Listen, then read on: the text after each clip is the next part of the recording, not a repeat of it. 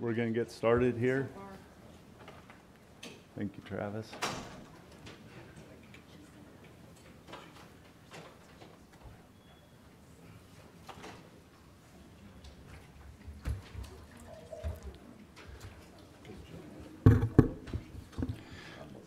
Thank you, everybody.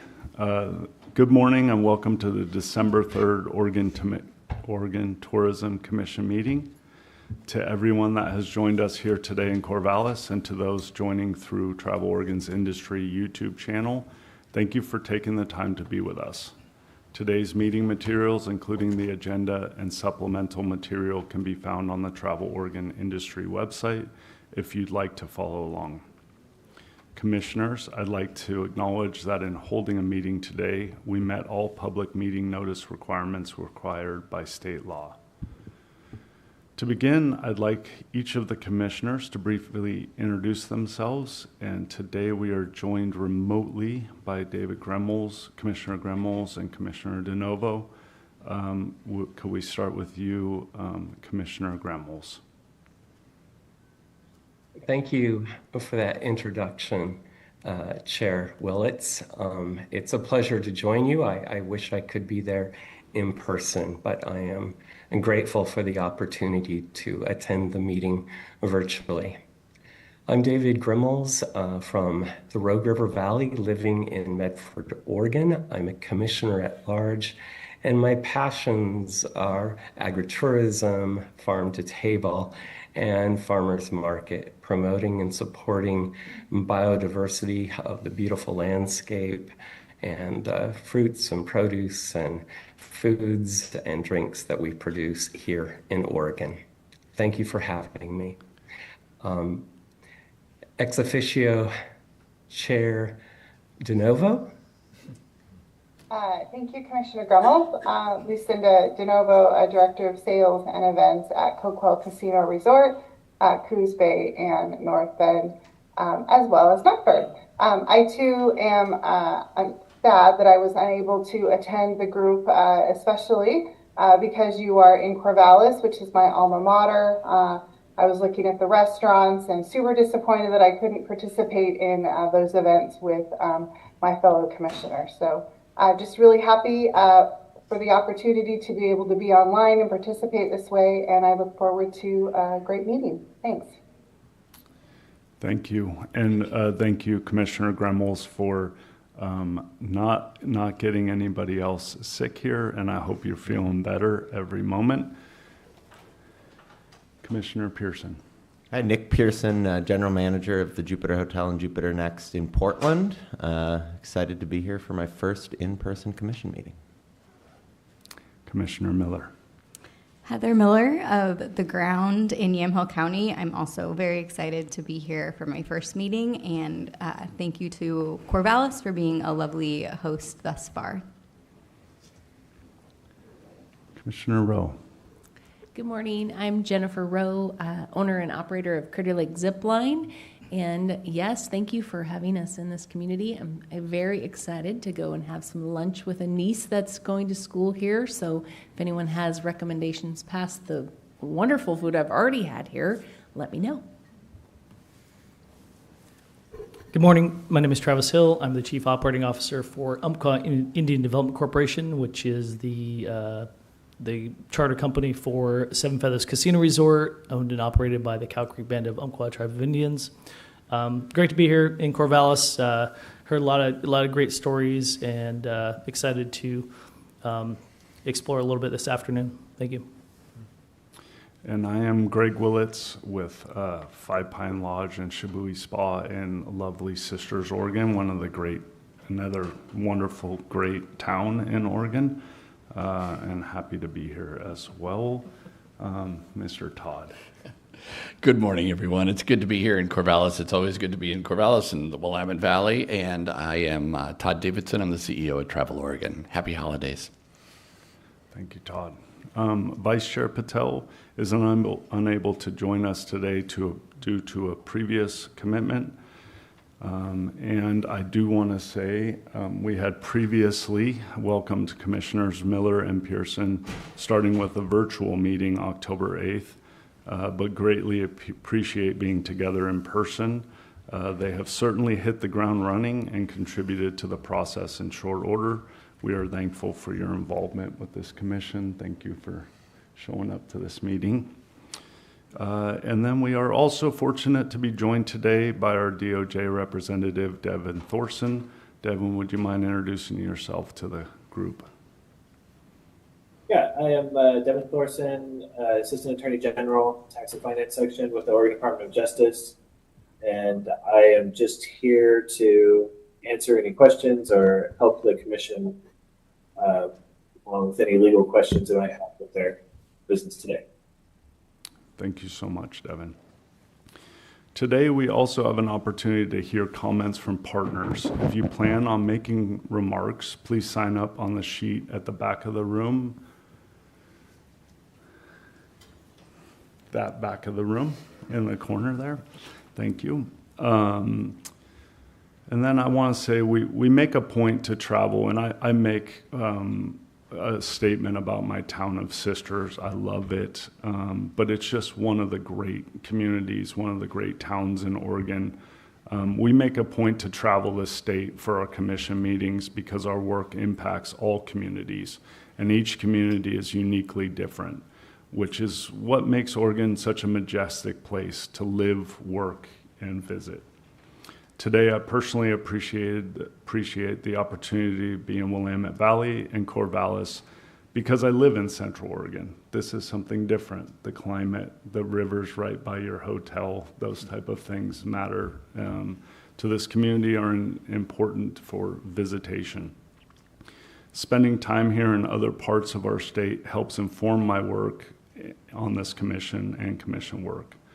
I know the others on the commission, you feel the same, that by traveling to different communities, we gain a different perspective, which is important to ensure our initiatives, our investments, and our strategies benefit every corner of Oregon, not just the industry or region we are most familiar with. So thank you for hosting us, Corvallis. It is truly an honor to be here. We have a full agenda today, so let's get started. It is my pleasure to ask Christina Reclus, and Executive Director of Visit Corvallis, Corvallis City Councilor Lewis, and Tori Middlestat with Executive Director of Willamette Valley Visitors Association to join us today. Thank you and welcome.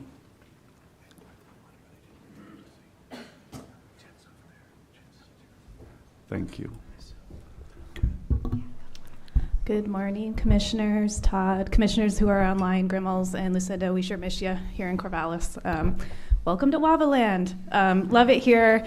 Named, our beautiful Willamette River running through here. Just a little grounding of what is Wavaland, our boundaries. We have 7 regions, 7 regional entities, many state organizations with regional entities who all have different boundaries. So what's ours? We start in Wilsonville in the north, run south through Cottage Grove on the I-5 corridor, and we rise to the crest of both the coastal mountains and the Cascade Range. So it's working within 5 full counties and parts of 2 other counties across this beautiful corridor. I'm going to pass the mic over to Christina and Bria to kind of talk deep dive a little bit into the Corvallis area before I kind of bring things home with a more regional perspective. So good morning, commissioners. We're excited to have you here in Corvallis, and I wanted to turn it over to Visit Corvallis's City Council Liaison, Councilor Lewis, to just give a few words of welcome before we start digging into a little bit about what we are experiencing here in Corvallis. Thank you. Good morning, everyone. I'm so excited to be here. I will try to keep this as brief as possible. I'm the Ward 2 City Councilor. We are currently in my ward, so I'm definitely super excited.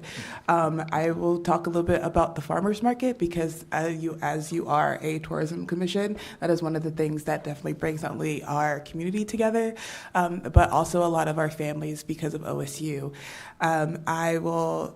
I've been going for a couple years now, and it has just been a remarkable experience.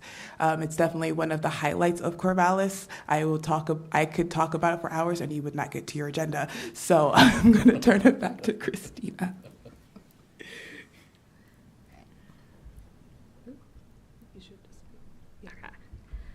Well, again, welcome, and again, we're so happy to have you here. As we have talked about, and some people have mentioned, we are often known as the home of Oregon State University, and for being a tree-lined, charming community, as well as having an awesome farmers market and recreational trails, as well as being just an easy place to call home. Today, however, I wanted to talk a little bit about how our destination is in transition and is evolving. We're still all of those things that we just talked about, but we're also facing real shifts and leaning into new opportunities, as this is a moment when partnerships matter most.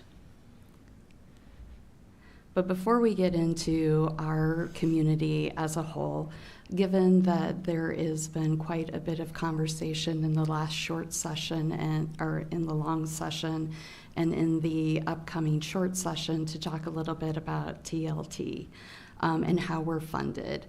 So often we hear about the 70-30 split. However, we know when you get into those local taxes, it's a little more complicated than a 70-30 split. So in Corvallis, if you are staying at one of our paid lodging, you are paying 13.5%. However, that 13.5% serves a lot of different purposes. Corvallis's tax was put in place long before 2003. So actually our city retains 70% of that tax for their general fund, and 30% comes to Visit Corvallis, as well as the recent Benton County tax of 3%. All of that goes, 70% of that goes to our facilities out at the fairgrounds, and the remaining is retained for their general fund. And so that's really important to understand that a lot of times the local DMO has using a lean budget and has to adjust to shifting things as we are experiencing. So one of the things that I wanted to talk about that is a challenge that we are facing that happened in 2003 was the realignment of the Pac-12. This is something that we have felt pretty much immediately, as this year our occupancy year to date as far as October is at 52% and is continuing to soften. So that is something that we are really having an experience and trying to adjust to.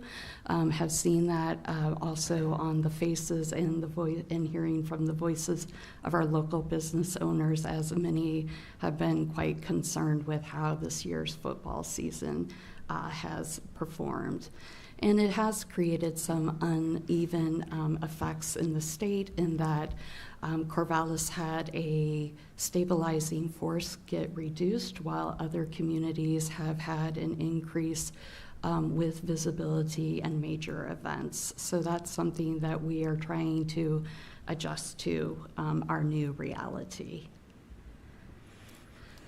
Also, we are the home of Osborne Aquatic Center. So this is one of the largest aquatic centers in the Pacific Northwest. It's one of the few that can host Olympic-style meets, as well as training. Many Olympic individuals have trained here, and it's a statewide used facility. Unfortunately, it had a roof structural issue that happened last year and has had to be closed since last year. And usually when we would have a swim meet, we would see an increase of about 10 to 20% in occupancy for our hotels. The other thing is it gets around 230,000 visitors. So a lot of the businesses that used to benefit from swim meets and other things like that have also seen a decrease of business in that particular piece. I wanted to extend a thank you to Senator Gelser Bloom, as well as WAVA and Sport Oregon, as we were able to put together a compelling reason for why this needed funds to get reopened, and we were able to secure about $4 million of state funding this past session. Unfortunately, we're still about $700,000 short from getting the facility reopened. So that's something that we are concerned about, and we are working towards trying to get that reopened. So, as we have talked about some of the headwinds that we have been experiencing, now I want to talk a little bit about how we're going to be pivoting and moving forward from some of these issues that we've been experiencing. And that's where our destination experience plan is a critical thing that we are going to be working on. So we started working on this particular initiative about a year ago. We just released our RFP last month, and we're in the process of selecting a partner to really help us with that. One of the things that we also struggle with is we're known as the home of Oregon State University, but when you ask people what we're known for beyond that, there's often a lot of silences, or we get the story of, I visited a friend or family that went to OSU, and I'm like, that's fantastic. When is the last time you've come back for a visit? And it's usually around 10 to 15 years in that time frame. So that is something that we've really been working on, because Corvallis has a unique opportunity in that there's approximately 24,000 OSU students that live here, and that's about 40% of our population. So those students move out in June, and they don't come back until late September. So we have a real opportunity of, during our peak season when we are at our best for summer, we're actually at our lowest number of residents, and so we're really a destination that would be hard to experience over tourism, because at the moment I only have 963 hotel rooms. So I've got a little ways before I can replace all 24,000 students in that particular manner. But I also wanted to really give a thank you to WAVA. They had set aside about $20,000 for us to work on a mountain biking trail that would have happened out at Mary's Peak. Unfortunately, with some of the changes with BLM and other things, that money couldn't be used, and that trail cannot be implemented at this time, so they allowed us to allocate those dollars over to our destination experience plan. So we're really excited to get that kicked off starting next year. So also wanted to talk about some of the projects that we have coming up, and some of them that we have already implemented. And the first one that I wanted to talk about is the Gordon Hotel. So the Gordon Hotel will be here in downtown Corvallis, right along the river. They will be opening in late spring of 2027. This will be adding around 75 rooms to our inventory, as well as we're super excited about the 92 permanent apartments that would then allow more people to be living and working in our downtown. The other thing that we had open was the trail, Corvallis to the Sea to Trail, or as we affectionately call it, Sea to Sea. This trail is a 60-mile trail that opened in 2021. It's a hiking and biking trail, and it actually allows you to go all the way from Corvallis to the Oregon coast. And it's one of Oregon's signature trails. The most interesting thing I think about this trail is that this trail actually is a partnership and expands 13 different landowners, and it took them approximately about 50 years to get all of those 13 different landowners to agree to allow people to recreate across there. The trail is maintained all by volunteers, about 65 volunteers. Last year spent over 2,000 volunteer hours maintaining the trail and keeping it updated so that people can recreate on it.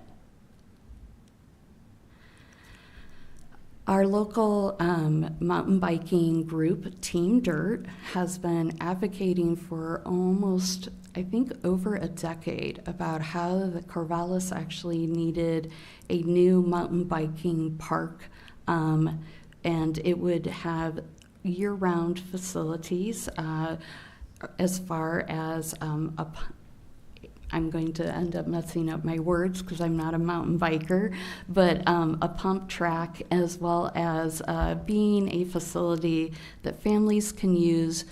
Different riders of all different abilities would be able to use.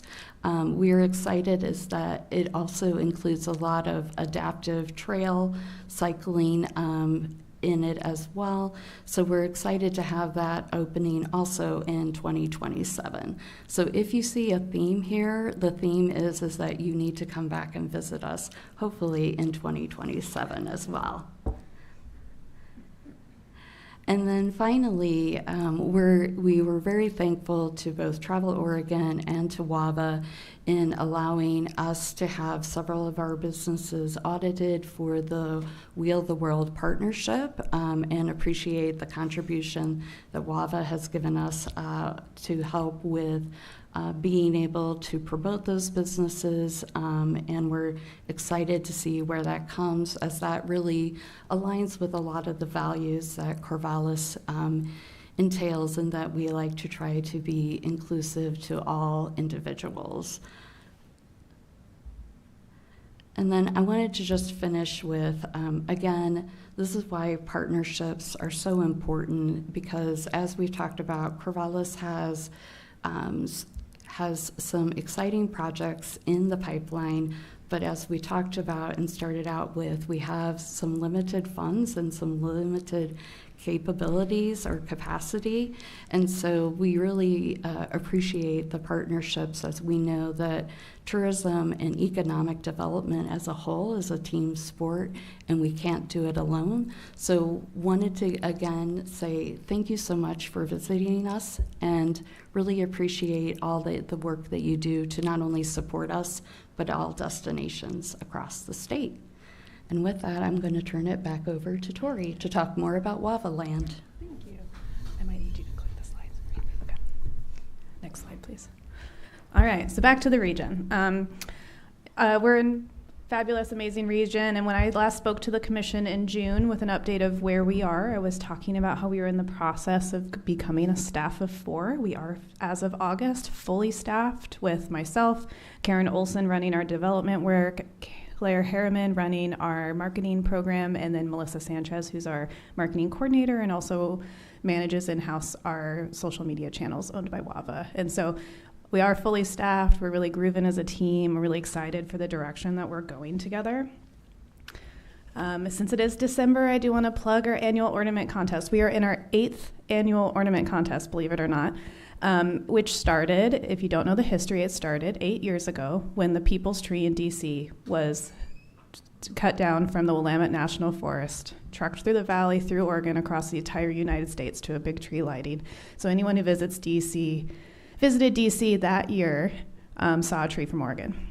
That year we decided to hide ornaments in the forest. It was really well received. It was a really fun project for Forest Service staff. They've continued to be good partners, because even as we're at our peak planning during a government shutdown to put ornaments on government land, they still found ways to show up for us, encourage us to keep running the project. And so as of now, about half of the 200 ornaments have been found. There are still ornaments out on trails if you're looking for something to do with the rest of your day. And we also have ornaments for sale at the Visit Corvallis and Albany Visitors and Travel Salem Visitor Centers. And then for the first time ever, the Portland-based producer of our ornaments, 20 Leagues, has been selling ornaments online and already sold through their first round of inventory in our producing more. And the sales of these ornaments, actually, all of the proceeds go to Cascade Volunteers, who's the nonprofit partner of the Willamette National Forest, who coordinates the elves who hide our ornaments, as well as the other volunteer work along the Willamette National Forest. Now, we were hoping to grow and extend into more forest this year, but due to the shutdown, that growth choice was paused, and we're going to look at, hopefully in year 9, to add a couple more forests in the neighboring areas of the Willamette Valley. Like Christina said, we are also in one of the accessible verified communities in the Willamette Valley. We actually had 6 communities between Corvallis, Eugene, McMinnville, Salem, Albany, and Newburgh all get assessed through Wheel of the World. And since I know last meeting you really learned from the statewide perspective how this program kind of laid out, I kind of wanted to just show like how we as a region loved and embraced this program and how we're trying to continue to amplify this work. All of the communities who were verified, it wasn't much, but they did receive a $1,000 stipend from WAVA to program in a way that was for them to market their own accessibility verified, whether they chose to do a social media program, put the money towards getting more photo and video assets, FAM hosting a person with disabilities in their community. So they're all working through using those stipends in their different ways.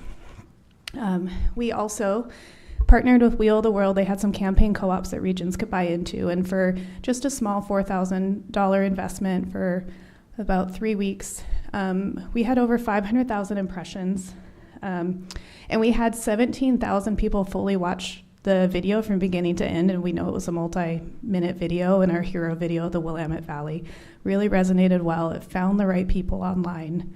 With females over 65 being the highest audience and highest completion ratio of that video, but you can see the age ranges of like who was really reached by this video.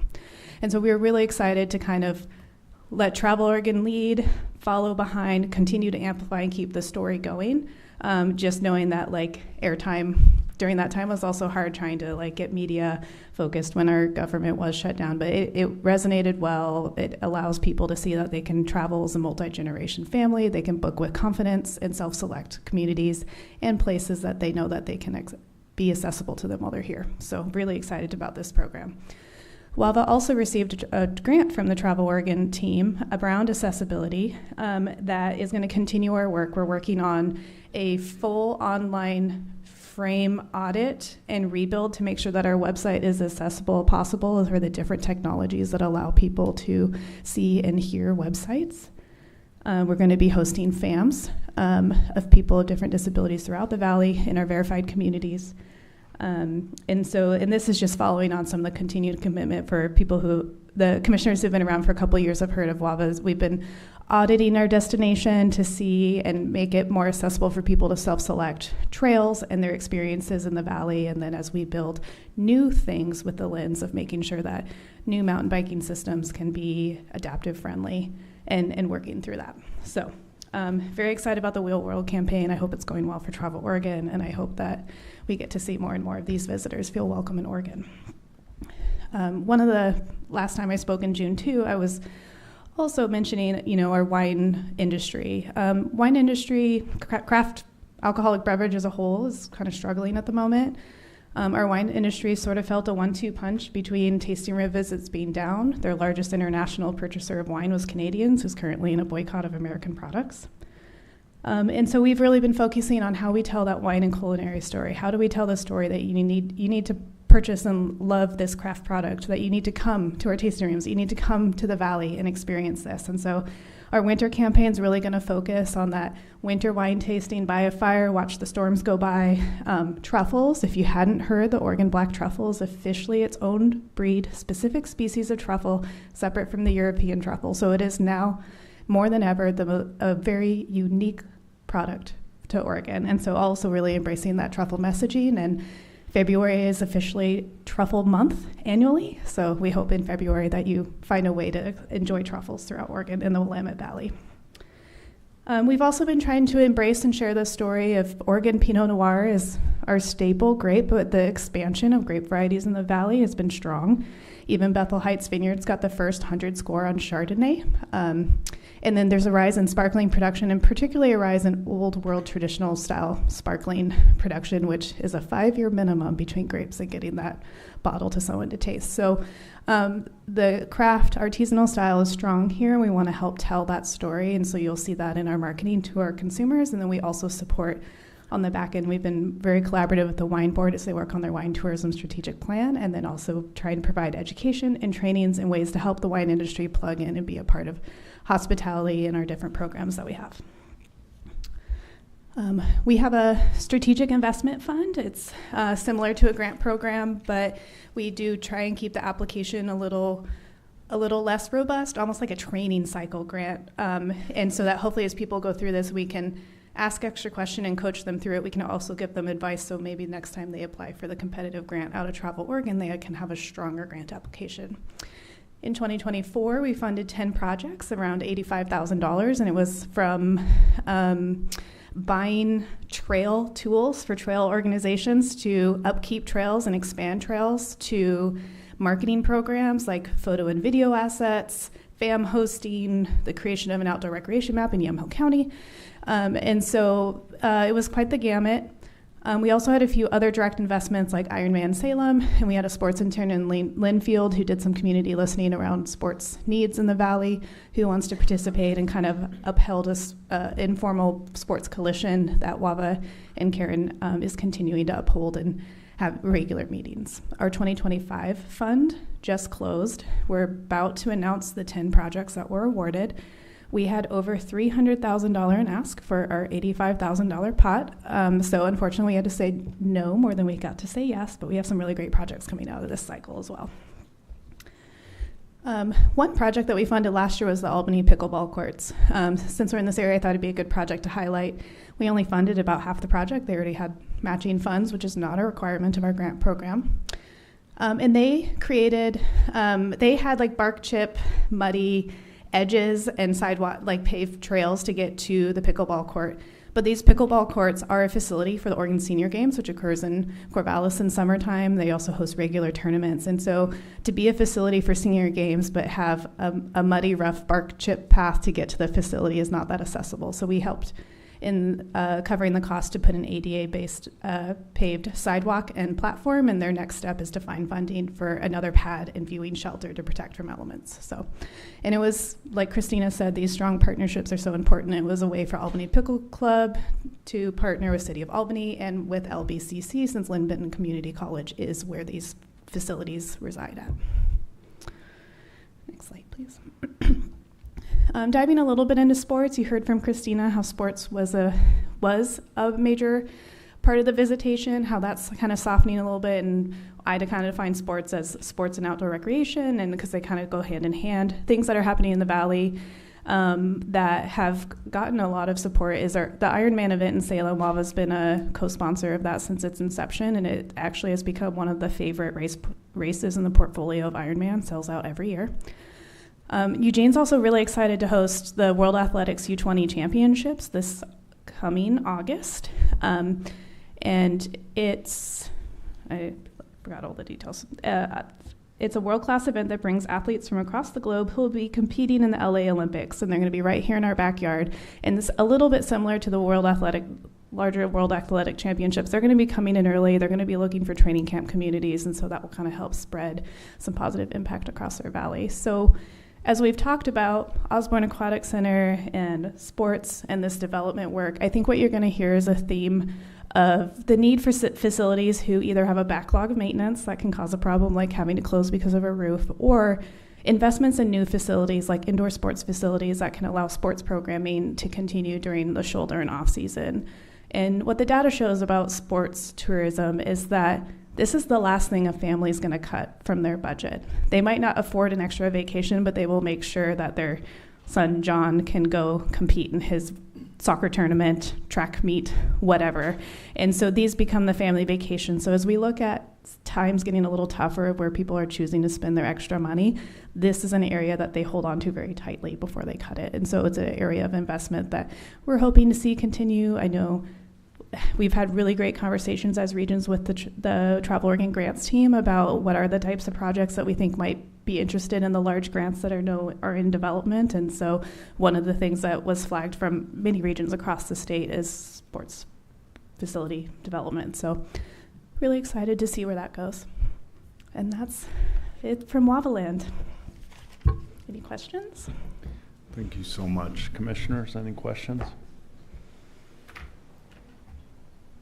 Is there optimism as kind of Oregon State's been leading the charge of assembling a new conference? I think the rebirth of the Pac-12, if I'm not mistaken. Is there like optimism that will help or return close to where you were before? I mean, having a conference is better than not having a conference from that particular standpoint. But I will say, yes, there is optimism in that we had a schedule much earlier this year than we have in previous times. However, the new Pac-12, those are much smaller schools with much smaller budgets, with much smaller fan bases. Really, one of the big things that I've heard coming out of Oregon State is that they are deeply committed to figuring out a way to stay in the national conversation. Something that I think universities are really struggling with is there is a declining birth rate. Also with the research dollars being disrupted, I think there is going to be a lot of competition between that. So I will say we're stabilized, but it is a different reality than it was 2 years ago, for sure. Commissioner Al. Appreciate the presentations, great information there. On the Aquatic Center, what was the total cost of that project? So the total cost, the last estimate was $5.9 million, and that is just to get it reopened from that standpoint. So they are about $400,000 short from that right now. Pretty close. Yeah, thank you. Hey, Greg. I wanted to make a comment. I wanted to thank Christina for her comments about transient lodging tax. I am fortunate enough to wear both hats. I serve on our local DMO. I'm also a city councilor. And there's a lot of misinformation about the split of dollars. And so I really appreciate the fact that you brought that to light because those dollars are so important to our local community. And it would be a travesty if that split change. So thank you for bringing that to this commission's attention. Thank you, Lucinda. Chair Willits, I just wanted to add a thank you to Councilor Lewis, Christina, and Tori for the presentations. And I do enjoy the ornament each year, so thank you for sharing the history there. I'm really touched knowing the history. I wanted to add on to Councilor Lewis's comments and share that the commission started with training at Oregon State University's Food Science and Technology Department in the newly remodeled Withicum Hall. And it's really a center that will attract individuals worldwide and further support upstarts in agriculture coming to that farmers market, not only in Corvallis, but throughout Oregon and outside of its borders. So I'm very excited about the work being done at Oregon State University and its support of growers, producers, and makers of food and beverage. Also really excited to hear about the opportunities with the C2C, the new hotel, and on and on. I'm impressed with the work that is being done in your region, and thank you for sharing. Yes, thank you. And Christina, Rarely have I talked to somebody who shared the existing economic outlook for a community, and then shared excitement for next year and shared tremendous enthusiasm for 2027. You have all of us waiting for a 2-year window, and I know it's steady growth to that point in your mind, but thank you for having the thought out there. And then I feel for this new football coach whom I rode in the elevator with his son and his family. And I don't know, I know he feels the weight of winning football games. I don't know if he feels the weight of economic development in this community. I'm sure you will share that with him at some point and get him excited to bolster the occupancy of this town and drive economic development for the community and for the region. Thank you. Thank you all very much. I'm going to be really shameless for like 2 seconds, and I forgot to mention earlier that if you're staying through the weekend, speaking of the farmers market, there is a holiday market where all our vendors will be out. So if you want to stay a little longer, I won't say no. Thank you. Thank you for welcoming us.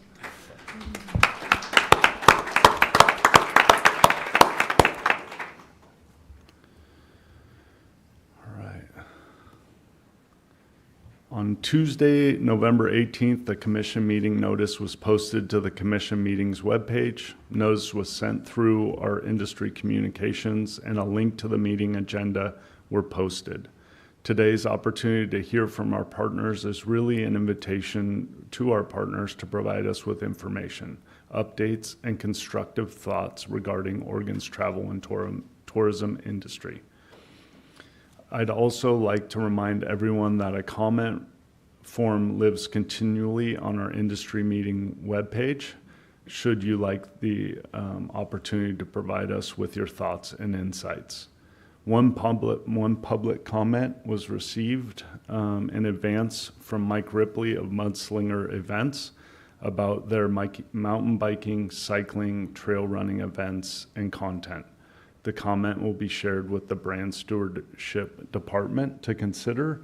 And Mike, thank you so much for your contribution there and contribution to the racing world and outdoor rec world. Appreciate everything you do.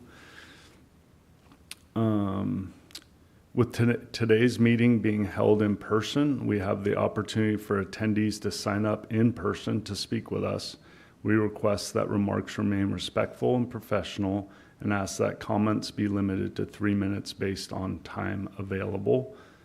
Did we have anybody sign up? We did not. Anybody else want to speak? Mike, do you want to speak? Sure, Greg, just for you. All right.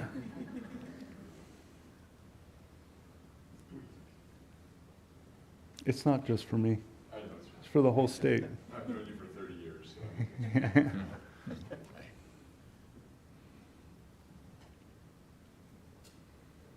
Hello, Commissioners. Mike Ripley, Slinger Events. I've known quite a few of you, at least I see. What? Okay, it's good? Okay, good. Yeah, you gotta get me amplified. I'm not used to needing a microphone. Yeah, I submitted a comment. I've had a 30-year run of events over the state of Oregon and have kind of a unique, I guess, perspective, being a person who puts on events where I create something from nothing, bring to a community for a lasting footprint, so to speak. Our events span from all the way down in Southern Oregon, working with Travis, and he's done my event, or your event, I should say. We consult with the Seven Feathers Casino Resort and the Umpqua tribe to produce the Takelma Gravel Grinder, probably the toughest gravel event in the state or the region, and quite a unique experience where we roll through the casino at the start of the event and then out into the hills. So Southern Oregon's a very unique place that I've worked on for 30 years, trying to draw people down to Southern Oregon. It's almost like a different planet for some people when you're trying to get them to travel. The one thing I can express as far as my ecosystem, when I chimed in and submitted that comment, over the course of my experience and other event directors in the state, we find a very unique position for event directors. We're not quite, we're not tour, we're not guides, we're not outfitters. We're basically Pied Pipers. who give people this first experience into a community for a hopeful return in the shoulder season. That's my main goal, is to experience people, to give them a quality day for mental health and physical output. So at Mudslinger Events, we treat things a little differently, that I answer every email. I give the first person who owns a bike a quality experience, whereas in the bike shop may not be the steward of somebody to go to an event. On the other hand, if all of you are very familiar with running and Trackdown USA, I'm on the sports advisory board for Eugene Cascades and Coast Sports Commission, where running has a direct connection. Running store, 5K. Not so really in all bike shops. Knowing some of the folks in this room, working with them, Bend, Oregon, curates, everybody knows everything. They know where to go for my 4 Central Oregon events. I work actually with Greg Willits in Five Pines with the Sisters Stampede, 16 years. But the main goal of submitting that comment is I have gobs of video, gobs of photos, gobs of everything. To get cross-pollination with Travel Oregon necessarily doesn't happen. Out of the 123,000 people that have come to our site, 123 or 120 came from Travel Oregon referrals. Some of the content, honestly, is 10 years or plus outdated, or the stories, or the bloggers, or the way that people experience sport in Oregon. Maybe it's a Sport Oregon only direct pipeline, but I do think, as I've been encouraging working with other DMOs, the relationship between leisure and sport is real. And those stories need to be told as we position ourselves in Oregon for a future that has a lot of new eyes that aren't familiar with the landscape, and they literally simply want to be invited into the family that we call Oregon. So that's my general message. Anybody can contact me. I'm the most open book, transparent person you may ever meet. I love Oregon. I grew up here. I have 3 daughters. We live in Monroe, Oregon, and that's where we base our family business. But I love travel. I love giving people new experiences. And just to back end what Tori had said, we agreed to host the Northwest Tandem Rally. We opened up registration last week, and it's a unique experience where I'm basically now on a board of directors for 2 years and curating a group of people that average age is 65. E-tandems are becoming a thing. I really can't get some of the tandem companies to really totally want to promote it because they're held on to their analog dreams. But we have people from Florida, Arkansas, Georgia, Texas, everywhere coming to Cottage Grove, Oregon, the first weekend in June. So I'm looking forward to working with Tori on creating some winery experiences, because the artwork that we have with the tandem bike and wine glasses and celebration, I think 2026 could be a time of renewed enthusiasm for events after the tariff damper put a kind of a halt on people's spending last March and a general freak out. And one other thing about Canadians, we put out a Tariff Buster We Love Canada promotion that we started for the Northwest Tandem Rally. Didn't have a political bias, just basically said we love Canada. We know that they're lockstop. They have their arms up. But I would encourage Travel Oregon, I would encourage everybody here in DMO to start their We Love Canada promotions, because breaking the ice is important on a personal connection. And it doesn't have to know politics, because they're our friends and neighbors. So I'll leave you guys with that. And thank you guys for all your hard work you do. Thanks, Mike. Thank you for the contribution, Mike.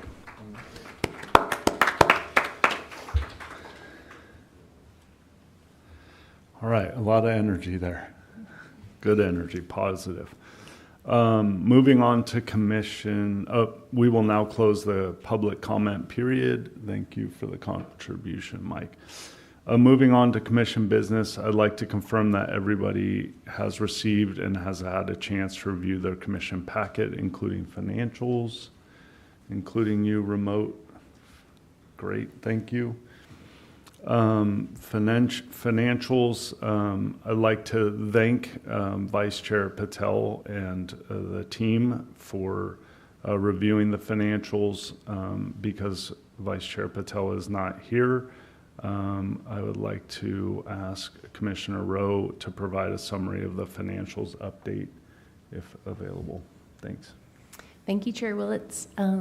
We did meet and review the financials, which now include the October and November TLT deposits. of $411,156 and $11,705,972 respectively. With the November deposit, we have received $22.62 million in TLT revenue, which represents 52.85% of the budgeted $42.8 million. Fiscal year to date, TLT is down 1% compared to fiscal year 25, as fiscal year 25's November deposit was unusually high compared to the 2 previous years. We continue to closely monitor TLT revenue and expect the December deposit to be informative as the end of the quarter. The Director of Finance and Accounting is actively forecasting budgets to keep our programs, partners, and commissioners informed. Commissioners, are there any comments or questions about the financials?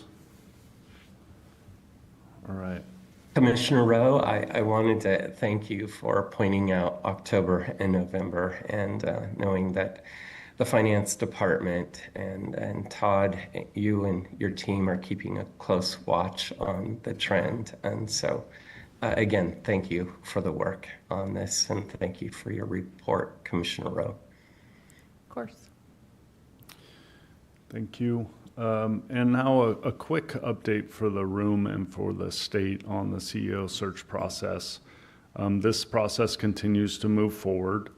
The November 14th CEO search subcommittee and Oregon Tourism Commission meeting included the motion to direct staff to contract with Heidrick & Struggles executive search firm for the purposes of engaging in the CEO search and hiring process. Negotiations are ongoing at the moment, and we will keep the industry informed as we progress through this process. We are also happening simultaneously is a CEO compensation study via a third-party firm. The results are expected before the holidays and will be shared with the search firm at that time. Once we have a full plan and timeline from the search firm, we will communicate this timeline, job description, and opportunities for engagement to this industry and state. And we are excited to take this step. There has been a lot of work that went into just this process. And a lot of it was developing processes from scratch, as we have not had to do this process for 30 years, thankfully.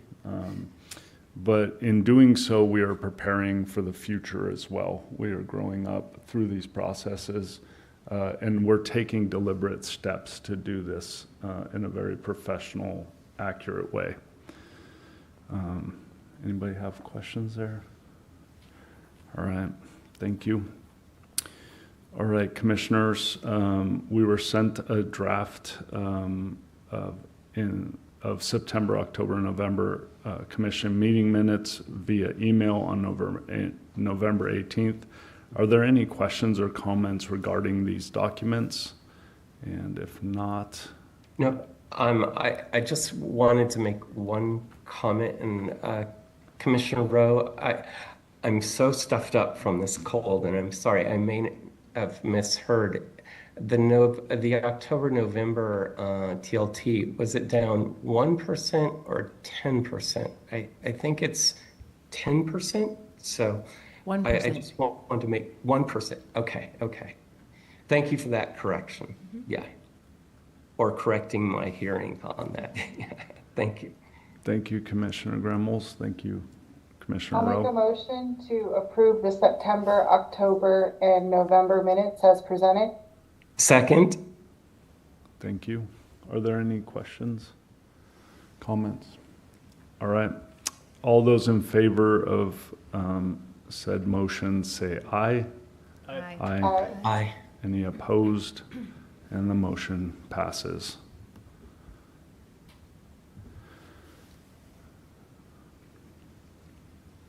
All right. Now we're gonna go to a presentation. Okay. Todd? All right. You want to run it? All right, Chair Willetts, thank you very, very much. Commissioners, for For your benefit, for your information, today we have 3 presentations that we are bringing forward. And the first is an opportunity for us to be able to look at the 2024 international market statistics, as well as an update on our forecast for international visitation to Oregon. And bringing forward that presentation, Aaron, it's good to see you. Thanks for making the trip in. We have three individuals that are joining us today. Michael Sturdivant and Lorna Davis, who are both members of the Travel Oregon team, and you know Aaron Ryan, who you've also met before. Not everyone. I'm sorry, Heather and Nick. You're being a little bit new to this, but tourism economics is not new to Travel Oregon. We have had the pleasure of working with them for many, many years. They assist us with providing us with deep insight when we do our revenue forecast for our ongoing biennial budgets. But also, especially in this critical area of helping us with both evaluating and measuring the impact of international visitation to Oregon, and also helping us forecast where we're seeing that in the future. So at this time, I believe, Michael, you are leading off, so I will turn this over to you, sir. Yes, thank you, Todd. Commissioners, I think Todd pretty much took most of my content for welcoming Aaron, but you're welcome. Thank you. You did the heavy lifting. So I just want to say I'm pleased to welcome Aaron Ryan. He is the Director of Industry Studies at Tourism Economics. Aaron brings more than 25 years of experience in tourism forecasting, economic analysis, and industry consulting. He has deep expertise in lodging, gaming, short-term rentals, visitor behavior, and destination development. His insights help destinations understand how global trends shape visitor demand and economic impact. And as mentioned, we've partnered with Tourism Economics for 10 years, and this international outlook is one of the more important tools that we rely on, especially for the global sales team. The data in this report, along with the international states travel spending and arrivals dashboard, is essential to how we prioritize our international origin markets, track KPIs, and shape many of the global sales team's daily strategies and tactics. These insights also help demonstrate the value of international visitation and support our work to recruit new partners into travel trade. So today, Aaron will walk us through updated calendar year 2024 results and what the current geopolitical and economic landscapes mean for Oregon. And with that, Aaron? Great. Thanks for the introduction and for having me here today, everyone. So I have about, I don't know what it is, 30 slides. I wanted to share about 20 minutes or so. I'm happy to take questions as I go if there's a slide or something that needs a little bit more background.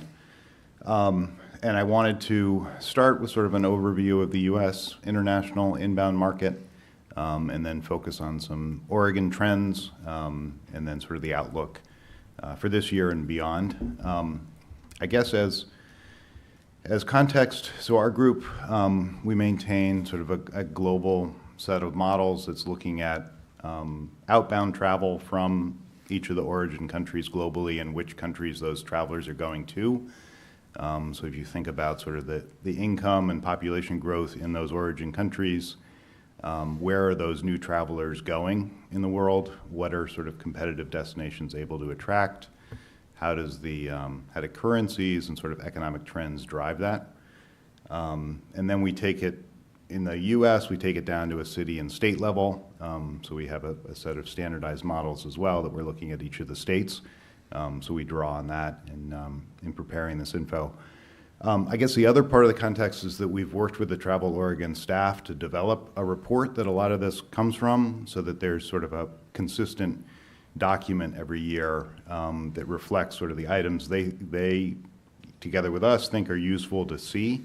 So there's a foundation of information there And I think that's an effort that, you know, not as many states have sort of taken that level of saying, okay, this is how we want to have the reporting. And I think it's been a valuable process. So going through this, the U.S. international market is key context, right? Because it drives substantially what's happening in Oregon are some of these broad national trends. And where we are currently is recovering to sort of the nominal spending that we had pre-pandemic. So if you think about 2024, we're back up to that pre-pandemic level of spending. It's taken a number of years to get back there. And then you can see expectations of growth in the future. But on a spending basis, we also have to consider what's happened in terms of inflation, that there's still fewer travelers. They're spending as much, but it's, you know, it's fewer hotel rooms, fewer restaurant meals, fewer purchases in the end of the day. So it is still, when you adjust for inflation, activity is still 15% below pre-pandemic levels. So sort of as a broad shape, this international inbound is still in the process of recovering for the U.S. Some of that context has been that international inbound travel fell further than other parts of the travel economy. So if you compare to domestic activity, for example, these blue lines on the international piece fell further during the pandemic, right? Longer trips, greater uncertainty about what people would do, and it's taken longer to rebuild. So that's part of the context. But there is, you know, there's a strong backdrop for international travel that shows through in a lot of these slides. So delayed, but still coming on. Part of this needs to cover near-term trends as well. So in a lot of these forecast lines, you see things coming back up near recovery levels, but then taking a bit of a dip or a bit of a sideways move. And that's some of the most recent trends that we've seen a pullback in overseas visits, shown on this slide. This year, that's the mix of sort of rhetoric, sentiment effects. I think they differ across countries and across travelers, sort of why people are making this choice, what they've been challenged by, whether it's tariff policies or other sort of administration actions that challenge sensibilities, and they've made different choices about where they're going to travel. Some of it's also around concerns about crossing a border, right? That can be a significant thing, so concerns about how they're going to be handled that way. So we have seen a pullback. This slide shows the most recent month being September. We actually have data now in October, and that October is closer to like down 3% or so. So the trends are sort of normalizing. I'm not entirely sure what happened in the September number, but it's sort of this moderate pullback that's occurred. It's happened across global regions. I mean, Western Europe around 3%. We see some regions are still up. I think in all of these graphs that look across different regions, it is interesting how much variety there is, right? It's not, everybody's not responding the same way. You look within Western Europe, you see some countries pulling back more, but then you see UK is sort of flat or even up sometimes. So we think that this is probably the strongest year of that pullback, that next year our expectation is that it's positive, that we go through a couple months in the beginning of the year that lap the prior year and are still negative, but we see this sort of as a step back and then likely going to grow a little bit next year. The Canadian visitor pullback, I guess, is also stabilizing in a sense that they've changed their behavior pretty dramatically. I mean, if you see land arrivals down in that 30% range year over year, the air impacts sort of different types of trips, tend to be longer trips, more planning, didn't pull back quite as quickly or as far. Some of the recent months have been kind of weak. But yeah, I think this is, it's a dramatic shift in behavior. But I think that, again, as we pass into next year, you know, it sort of, the first few months of next year will be negative because they're lapping it, but then it's kind of stabilizing. That we're not expecting continued declines year over year. It's a reaction to a specific set of factors, but has been dramatic to see. And I guess I would, to some of the comments earlier, yeah, Canadians are making, I mean, there's a variety of people, they're making a variety of choices. So I think, it's not just one message for all Canadians, and that there are some that would be responsive to that, call to come visit Oregon or other U.S. destinations.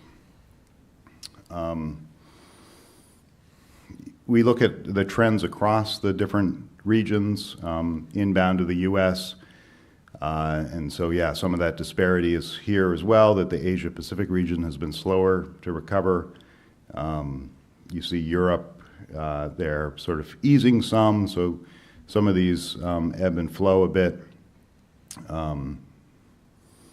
In Asia-Pacific in particular, there's Japan and China have been some of the slowest to recover post-pandemic, but Australia, South Korea are also down, and some of it is the long-haul travel, but some of it is also just more lasting shifts in behavior.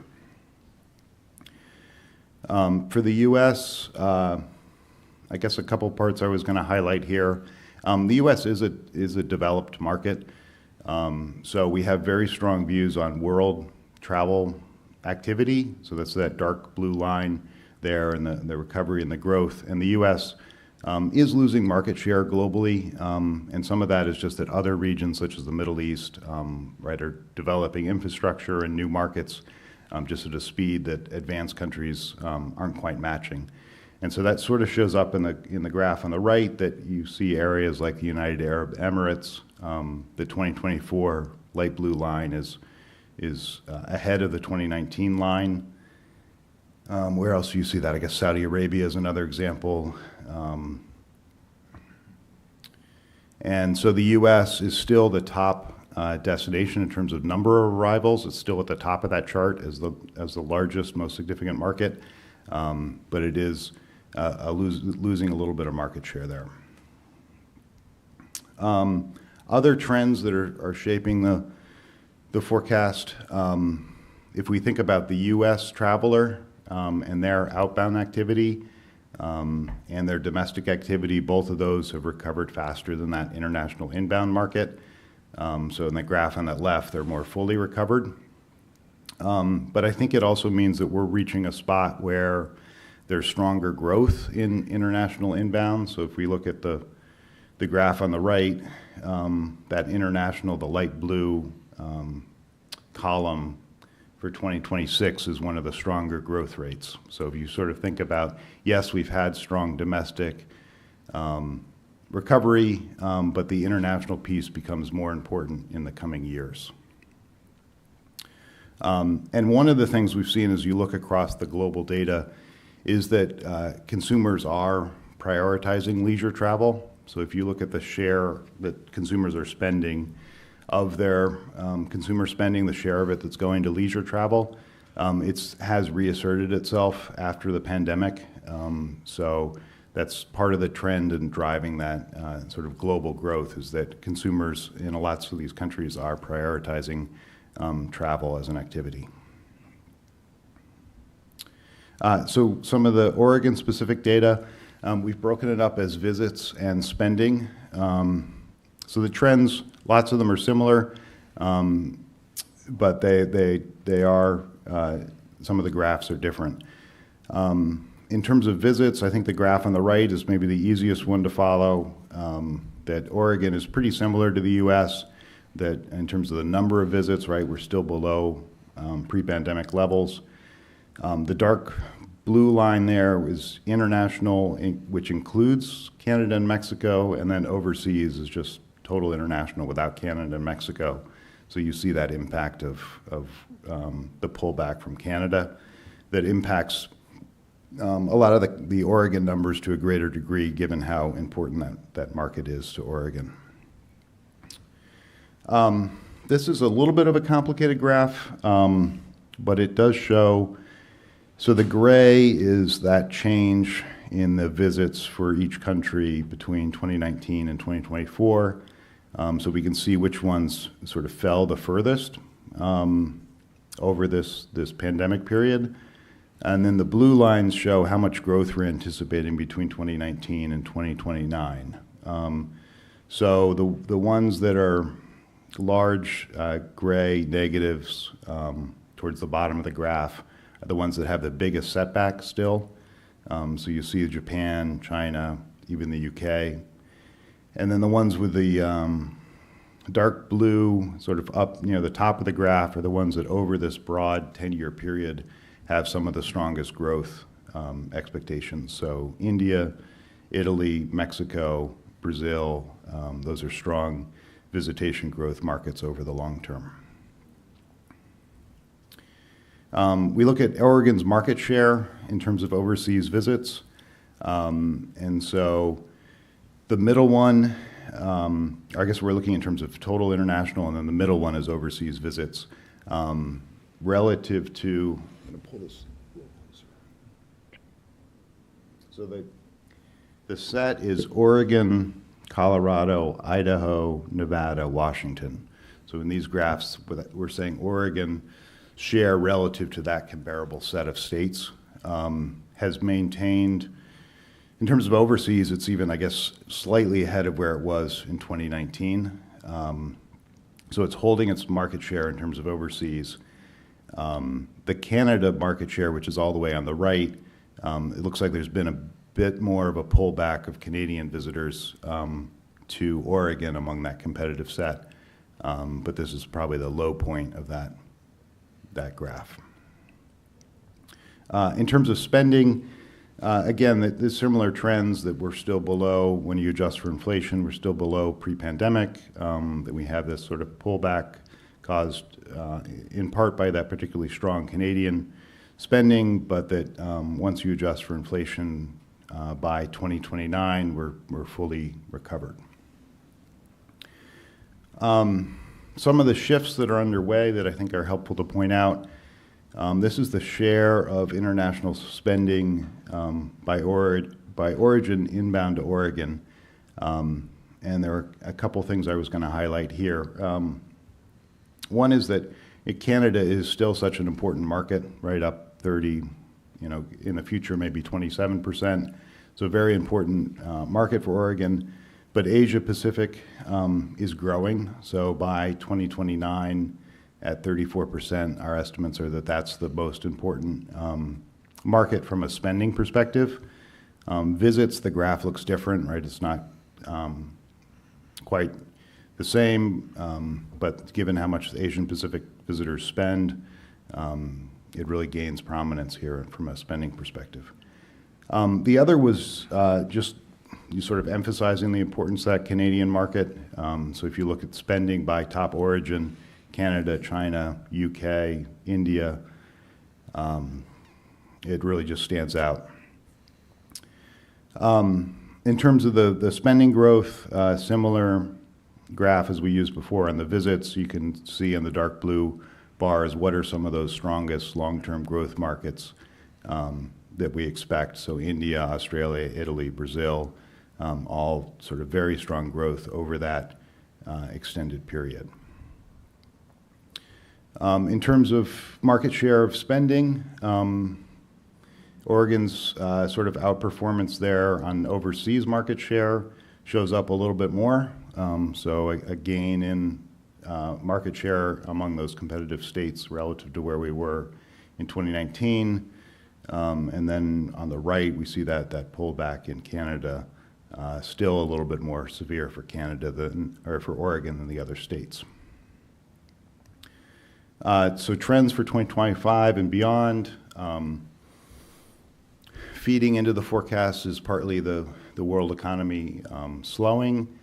So we're not anticipating a recession, but we are expecting sort of a slower growth outlook. So that's built in.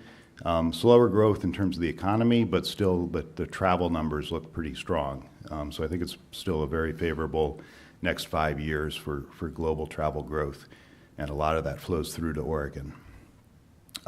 There are sort of geopolitical tensions that we cover in the report that keep shifting, like whatever's going to be at the top of this graph. I think at the moment This one was highlighting tensions in the Middle East, Russia, NATO, sort of outdistancing the global trade war. But those will continue to sort of buffet the outlook in terms of whatever the latest issues are. The dollar, right, is also a confusing one to sort of stay on top of.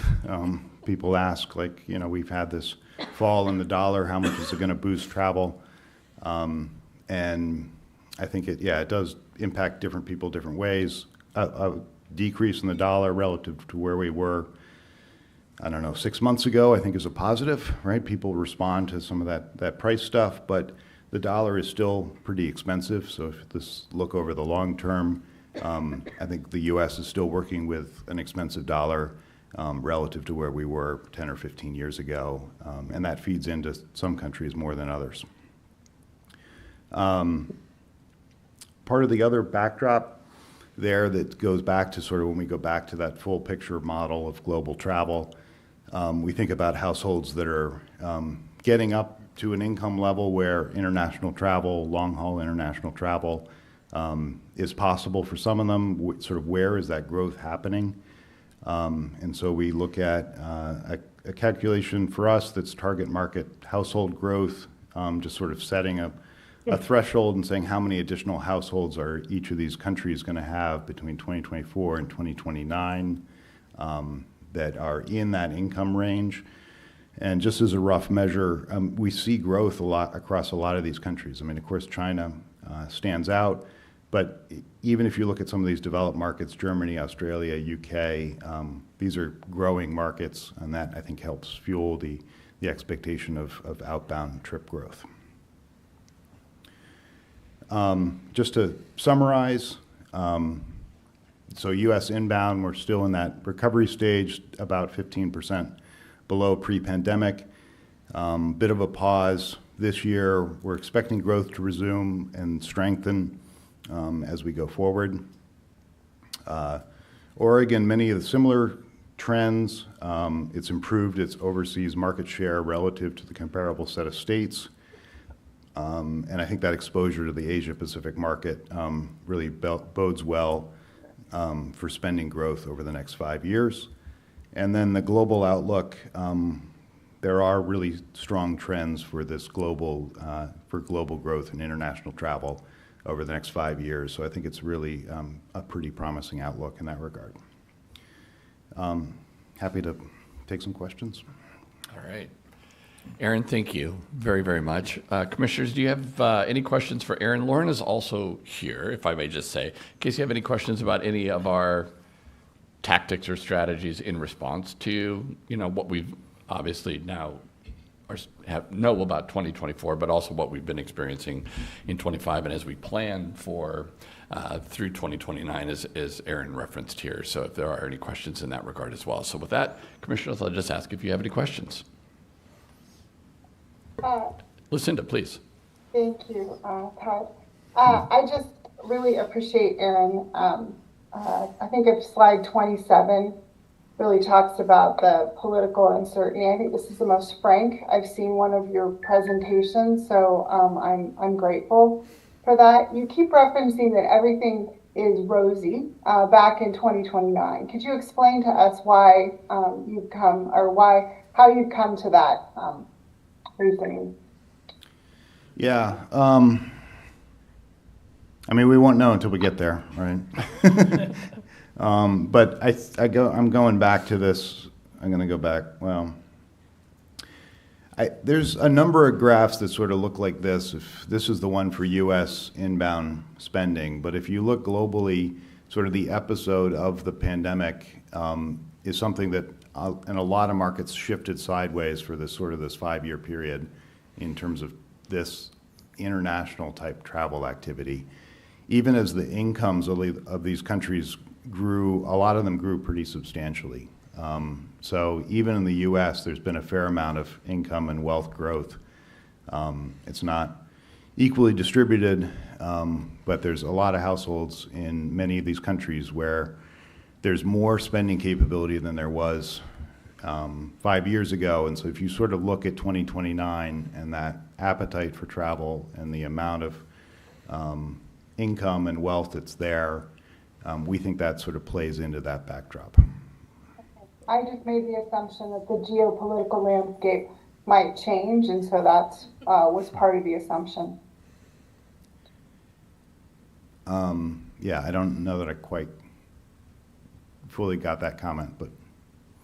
I just said my assumption was that the political landscape might change, and so that's why I'm glad to hear that there's more to it. Yeah. That's why those numbers look more promising by 2029. Yeah. Okay. Got it. Other questions? Heather? Do we, as far as Canadians' U.S. travel, do we know where they're going or who our competitors are? There was a lot of travel domestically within Canada, right? They had a lot of records that were set and sort of looking at their own country.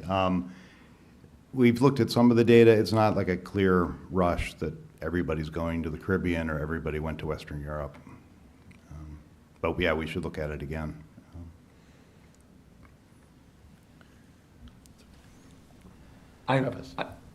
I'm sorry, David, please go ahead. Yeah. I just wanted to thank you for this presentation.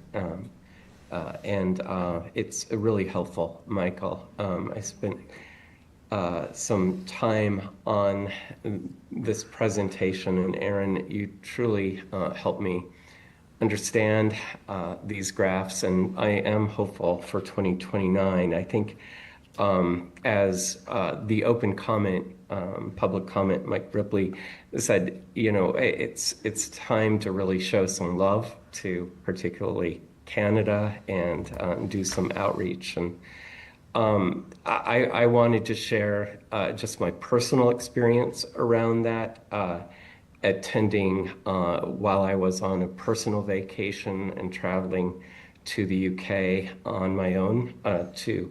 And I attended the Royal Horticultural Show. I was just so impressed with Oregon's presence there and the initiatives that Travel Oregon is doing and being recognized for the best new tourism initiative and being a finalist in 3 other categories. So I would encourage continuing that work and that outreach. And I couldn't say it better than Mike Ripley in showing Oregon's love towards our visitors. So I'm grateful, and thank you to Ex Officio De Novo for sharing her comments too and questions regarding 2029. So really thinking if we can for the future and starting now to support marketing initiatives. And I know that's all in place, but I'm hopeful that Oregon gets the major percentage of inbound visitors internationally by the work being done today.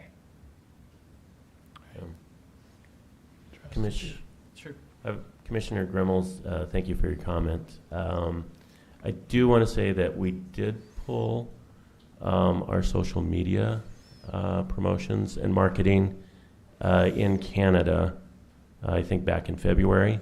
But we have dipped our toe back in starting in July. And what we've seen, we'll continue to do that, but what we have seen are continued negative comments, from the most boisterous of voices, I guess, probably. So generally negative comments, but there are some kind of negative that are also kind of semi-positive for the future. So, we'll continue to monitor those comments and kind of use that as maybe a bit of a bellwether for how we move forward and how much we prioritize Canada in the short term as well as the long term. Michael, thank you. And thank you to your team for keeping a pulse on that. And I appreciate the work. Yeah, of course. Thank you. Just one question on the adjustment for inflation. What was that a set number, or did that vary based off of? I think you mentioned it two different times? I forget if we're using like a CPI index over time or similar index. Okay. Yeah. Other questions? Jennifer, did you? Yeah. This is maybe not the question for your team, but as you start to talk about in 2029, we're going to be seeing maybe some heavier market share in some emerging markets. What will we do in order to get prepared to welcome them here? So I'm just throwing that out there to consider. I mean, this is information that we're armed with now. How do we get ready for that in a few years so that we can be prepared, whether it's with language and signage and that kind of thing? I'm just curious if you guys can share that amongst yourselves and get back to us about what will we be doing to prepare for them, or are we already ready? Lorna? We always look ahead while we're working on what we're doing now, and we have some good preparation, I think, already in place for most of the markets. We always take back from Brand USA and what their lead is and some of the things that we need to do in preparedness, and it can be as simple as making sure that you have the ability to make tea in your room with a kettle, just something even as simple as that. And then we share that out with our RDMOs and our hoteliers and partners through education and opportunities to get in front of them and engage with what we see with these with the data and how we're trending. So there are things that we can do, but we have to rely on data to help us adjust our tactics and educate. Thanks. Second question, if I may. Totally different, but I'm just curious. So you had mentioned, Aaron, that, sorry, I'm finding my note, that the Asian market, their spend is higher with fewer people. Did I catch that correctly? Yeah. Okay, so I'm just curious then also how we adjust. Certainly Canada is important, but if they're spending less with more people, my simple tactic would be saying, I'd rather go after that Asian market that impacts us less with more money, impacts our environment and our resources and those things, but with more money, leaving it here. So I'm just curious, how do we as a team decide to go after that? What makes them more important? Are they more important for us to market to? That's a really good question, and they are. We do look at the data to decide the spending and how we focus our resources in those markets. And we are active in Japan, we are active in Korea. We have on the ground in-market representatives, and so we are very well positioned to adjust and be nimble when we see the spending trends that can change and do shift over time. And so we take that heavily into account when we're focusing our resources and activities in those countries. Mm-hmm. I could see how it would become so important to think through the airlines and how are we affecting that. And so my mind is just spinning on that. Thank you for answering. Yeah, the one other thing I'd add just from a from a data standpoint is, Canada, for all the obvious reasons, shows up when we're talking about international visitation to Oregon. But if you step back from that and just start talking about, for example, what we might refer to as an easy drive market between 300 and 400 miles of Oregon, you're suddenly picking up British Columbia and parts of Alberta. And many of our Canadian visitors are coming from those markets, and so we'll actually use some of our consumer marketing tactics in Canada in different ways than we would in other international markets because of the proximity. It's really about geography rather than the fact that there's a clear country border there. I don't know if that makes sense or not, but in terms of where our efforts are, it's that reliance on Canada is much like us in some ways. And again, I'm speaking purely from a geographical distance standpoint. The way we might talk about Washington, Northern California, Idaho, Nevada, et cetera, because it's just that you have that geographic proximity. So obviously it shows up when we're talking about international visitation as an independent country, but that's kind of, there's always been this sense that that proximity to Canada actually has aided us over the years because there is such a close affinity. I know the letters that we've received, the emails that we've received in our office are often, we love Oregon, we just have a really tough time maybe traveling to the US right now, but and it breaks our heart even more because we so love Oregon, and we know that Oregon welcomes us, but we just can't make that decision right now. So, may I add Todd, something? I really appreciate you communicating that out. I also would argue that there are more Canadian visitors to Oregon than that of Japan. So I'm sure, when they're here, that they do have more money that they're spending, the Japanese while in country, but because as you much more articulately than I am explained, it is a bit of a feeder market and they're close by, and I would imagine the number of visitors results in less spend per Canadian. Is that correct? Yeah, I think so. The overseas visitors do tend to stay longer. These are the trips they're saving for when they're traveling to the U.S. We know that we may not be that first-time destination for a lot of our overseas visitors. So when they come here, it's to be in Oregon or to be in the Pacific Northwest. And so they're investing all the time for their vacation time and money here. So they're spending more per day and they're here longer. And therefore you have that higher spend amount per visitor. Whereas, again, because of proximity of Canadian visitors that are living in Vancouver could come to Oregon more than once during the year. And they may, because they love the Oregon coast, or they want to be able to explore the Cascades, or they want to be in Portland for the culinary scene, whatever it may be. So that would not be unusual any more than it would be unusual for a visitor from Seattle to do something very similar. And Lorna, you wanted to add something. I did, thank Please. you. It's also important to note that we focus a lot of resources where we have nonstop air service and work with our airline partners, because those are easy trips for people to get to and from Oregon and to Portland. And we have indication from our airline partners that they are actually up year over year. In fact, KLM is adding capacity by changing the aircraft out, and next summer we'll go to daily service. Yeah. And so that's a really good, strong indication when our airline partners are doing good, that we're actually faring a lot better than some of our other competitors within the United States. Thanks, Lorna. All right, next time we lead with Lorna, and then we go on.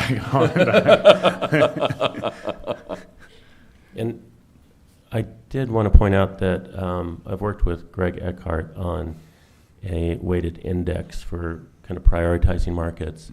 And we do consider spend per arrival as well as nonstop and overall spending within that formula. So yeah, we're definitely looking at that and kind of using that to kind of balance, in terms of those different factors and determining, what are the best origin markets to focus our efforts on. Quick question. Thanks for the presentation. I noticed April was up from a national inbound perspective. Are there any lessons to be learned there? What happened in April? Yeah, there's like an Easter shift relative to the prior year of the timing of Easter. I don't know. You see it in the data. Maybe you're familiar with the travelers that are influenced by that. Yes. The booking windows for our tour operators and trade partners overseas, they have a strong booking window in September, October, November, and then December and January. And then, so April of last year, they were heavily booked already. And people weren't canceling their trips. They didn't want to lose their money. And so a lot of the business that we see in 2025 is a result of efforts prior to 2025 in those markets. Great point. And then maybe the most surprising thing in all the data was the UK is going to be down 42% in 2029 from 2019. that it's a key market for Portland. I think it's a key market for Oregon in general. How can that be? I think it's some of them is comparison to 2019, so I think it's probably growth from where we are right now. So I guess it's just a longer term shift that's occurred. But I don't think it means the market's deteriorating further from here. I guess, like I wouldn't say we're losing more and more UK visitors every year going forward. But yeah, no, that is one that stands out. And can I add a little bit to that? I'd spent some time in the UK with Brand USA and Travel Week, and we've also had a number of British Airways UK FAM activity that has happened this last year in Oregon, and our trade partners that are there and our in-market representation are still indicating that there's strong sales and they don't have a terrible downward shift. Some business to the U.S. is down, but Oregon, again, is not for that. As Todd mentioned, it's not the first-time visitor, and a lot of the UK travelers that are coming are savvy travelers and careful travelers, but the thing that seems to be the most relevant for them making their travel decision is the value. And right now, the exchange rate is quite favorable for them, so that's encouraging for 2026. So. Real quick, Aaron, back to that slide of the United States global share of tourism dollars or travel dollars. That percentage shift is significant. What does that equate to roughly in billions of dollars of declining revenues? Any idea? That's a great question. There's some depressing graphs if you graph market share directly. Yeah. I can get you something else on that. Yeah. Okay. I would hold you to that. Thank you. Okay. And going back to April, you assisted us greatly with projections, with our financials, with setting a budget. And obviously, further out you get, greater deviation from some sort of plan. We're now 7 months into that, 6 months into that. How are we faring as a state? Should we make any? I won't ask you if we make any adjustments. How are we faring against the plan presented in April, or the economic indicators presented in April? Yeah, so I didn't pick that up and look at it before coming here, so I'm going to defer to others who've been watching that more closely. Okay. And we got some of that data today. I was just wondering if I was listening to that 1% decline. I'm wondering what was the assumption in April? Yeah, perfect. Okay, could I also reach out to you for that information, or could the crew get a little bit more data from you today? We're always happy to chat with the staff and try to provide whatever we're seeing in general. And okay, perfect. Thank you so much. Chair Willits, I already know this is a policy, but could that be sent out to the entire commission as well? Yes, certainly.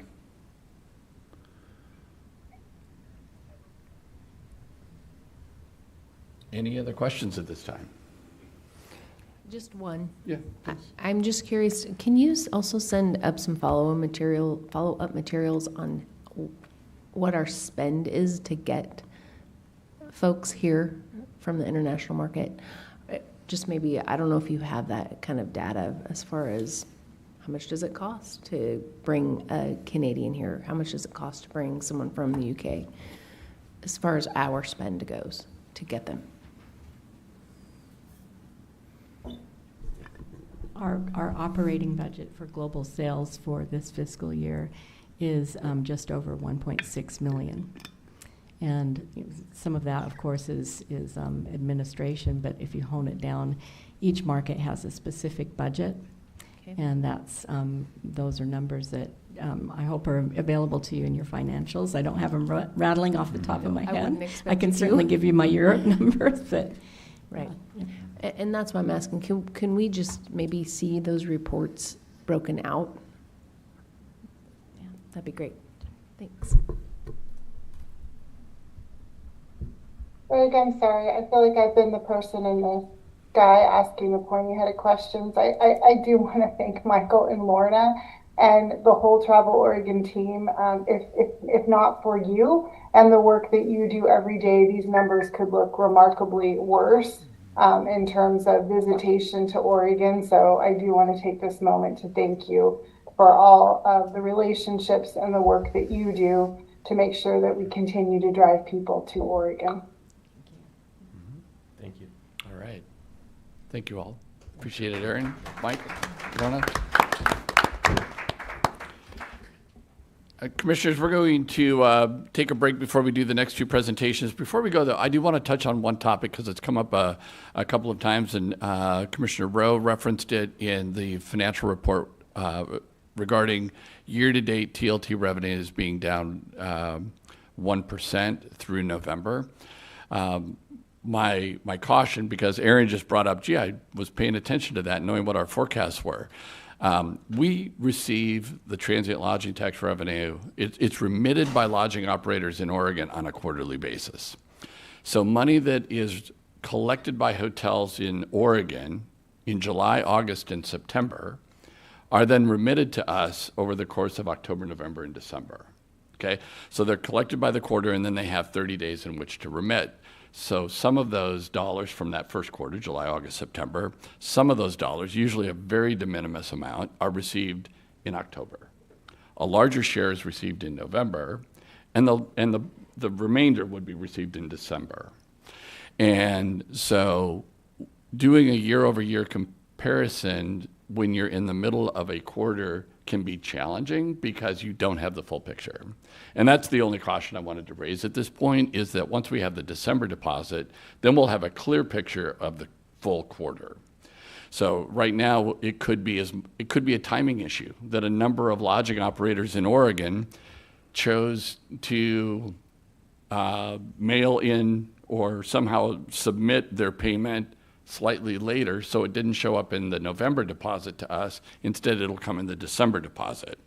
And that's what we're waiting for. One of the anomalies, and Juno, who is our Director of Finance and Accounting, referred to this recently, is we had a bit of an anomaly with last year's deposit being significantly higher than the two previous years. This year's deposit was actually on pace with the two previous years, but not with last year. So when you do a year-over-year comparison, and again, only considering a partial quarter, it could be a little, I'll just use the word deceiving, because it's just not a complete picture yet. So I would just caution everybody to talk about us being down 1%. Let's get the December deposit in, and then we'll have a much clearer picture of where we are for the first 6 months of this fiscal year. Okay. With that, we're going to take a 10-minute break, and then we'll reconvene for 2 additional presentations.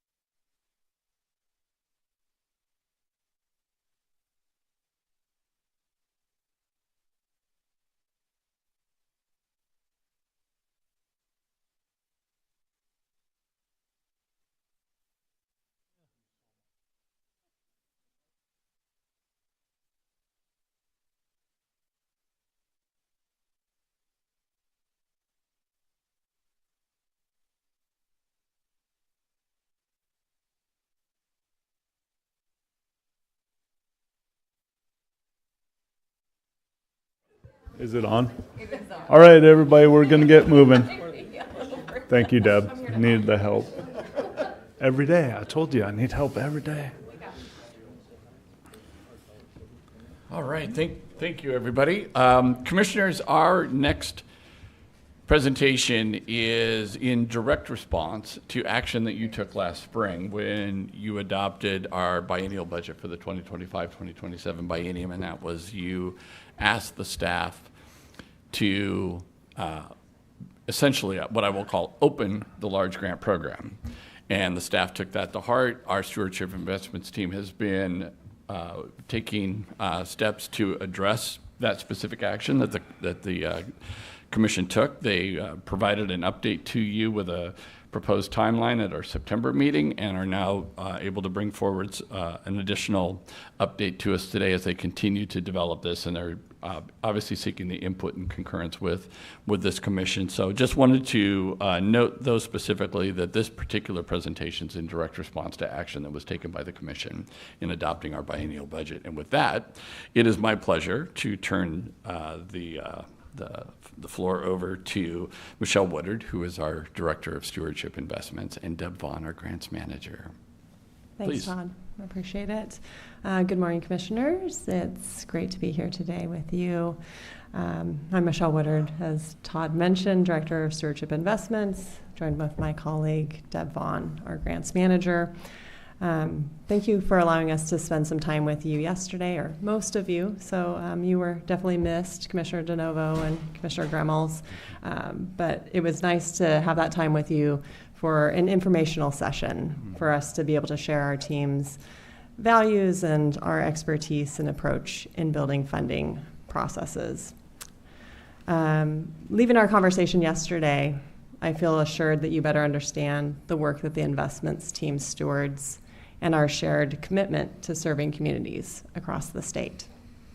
So as Todd noted, the Commission took action in asking staff to open a large grant program in this fiscal year. And during that September Commission meeting, staff shared steps that we plan to take in moving forward with that work. We also posed a couple of questions to you to help guide some of the thinking surrounding the framework of the program. Deb will be presenting to you what we've done since we last met, including the framework that will be used to guide the development of the program guidelines. Before she focuses on the large-scale investment program, Deb will be updating you on our current round of grant awards, and we'll share with you some project highlights. The work being done in communities is both uplifting and inspiring, and this is one of the main reasons why I love my job, some of these stories. Sometimes we forget about all the good that's happening around us, and there's a lot of good. So the transformation that you'll see taking place from even the smallest amount of funds is worth celebrating. Thank you, Michelle, and good morning, Commissioners. I could not agree more with how important it is to take time to celebrate the things that are making a positive impact. I'm excited to be here and provide you with some updates on this important program, starting with the currently funded 2024-2025 projects in progress. These awards were made in June, and I want to highlight the impact that they're already having around the state. I just quickly pulled this map together to illustrate an approximation of the geographic reach of funded projects. The pinpoints on this map only show where applicant organizations are located, but the impact is actually much greater than what you see here because several communities have multiple funded projects and many projects extend across a single community and into other regions. Having full capacity on the stewardship team, you got to meet all four of us yesterday, means that I've been able to prioritize more virtual and in-person engagement with these grant projects. Using Travel Oregon's project management system, I've efficiently tracked key milestones that were identified by each project in their application and have proactively reached out to ask how those milestones are progressing. The responses that I've received to this outreach are appreciation and gratitude. Grantees seem to enjoy these invitations to update us on their work. Organizations know that we care and we're paying attention. What I've observed in my conversations is the resilience, the the adaptability and the deep, deep passion across this industry as we work to bring new visitor opportunities to Oregon. This map visualizes the power that this dedicated grant funding source, 10% of our agency budget, can have in reaching communities around the state. Working closely with these projects from the start, before I go on, I will say I realize the font is a little small, and this is the first time you're seeing the presentation, but it will be shared out with you, so I hope you can take the time to dive more deeply into the text. But I will summarize that one of the things that working closely with these projects from the start is allowing us to see is where flexibility is needed. My goal in emphasizing this early communication is to reduce delayed project completion dates and contract amendment rates by providing increased responsive feedback all along the way before projects encounter significant challenges, and then to be present and supportive when they do encounter issues, which we talked about a little bit yesterday. For instance, the Friends of Haystack Rock were facing liability concerns that jeopardized their ability to offer ATV access to the beach. However, through an introduction I facilitated to David's chair, they are now pivoting to bring in a track chair rental location instead, continuing to advance their goal of increased physical access to the tide pools at this iconic location. Southern Oregon University was seeking communities ready to host their accessible tourism ambassador workshops, offered free of charge thanks to Travel Oregon grant support. I introduced them to the city of Wilsonville, a destination that I knew was working to pursue a Wheel the World assessment. Wilsonville then hosted an SOU workshop as a step forward in their accessibility goals. The Friends of the Oregon Caves and Chateau have been rapidly implementing new marketing efforts to promote themselves as a dark sky destination. When they were approached with an invitation to contribute to a new subterranean science exploring life in the dark exhibit at the ScienceWorks Museum in Ashland, they reached out to Travel Oregon to explore the possibility of using some of that marketing grant to create materials for this permanent exhibit. We approved the adaptation, and the exhibit opened on October 31st with costumed representatives of the caves at the museum's Monster Ball. The photo on the screen was sent to me by a friend visiting the museum who noticed our logo and asked me about the project. Just goes to show that you never know where those connections will happen. Meanwhile, new staff members at the Prineville-Crook County Chamber of Commerce inherited a project to engage social media influencers with disabilities to promote their destination. The task of identifying the right influencer to welcome to their community was daunting until they attended the Travelability Conference held in Sun River in October. And there they met an influencer who is as enthusiastic about Central Oregon as the new staff members are. My favorite photo from that conference is a picture of Travel Oregon Deb, me, with Prineville Deb, the project manager, meeting in person for the first time after many, many email conversations about their adaptations. While their influencer connection took longer to navigate than originally planned, the project is now moving ahead with thoughtful relationship development and planning to host an excellent influencer visit in June. Forests Forever was able to take quick action on their project during the mild fall season this year and complete accessibility improvements at the Hopkins Demonstration Forest, completing their project ahead of schedule and making this destination more accessible. I think it was the first project in this round of grants to finish their work. And finally, Salem's Riverfront Carousel found ease in working with a local contractor who's located just down the street from them. This allowed quick design and fabrication of a custom ramp, pictured on the slide, providing improved access to the historic carousel in Riverfront Park. Guests already have started visiting Santa this month and enjoying this new feature.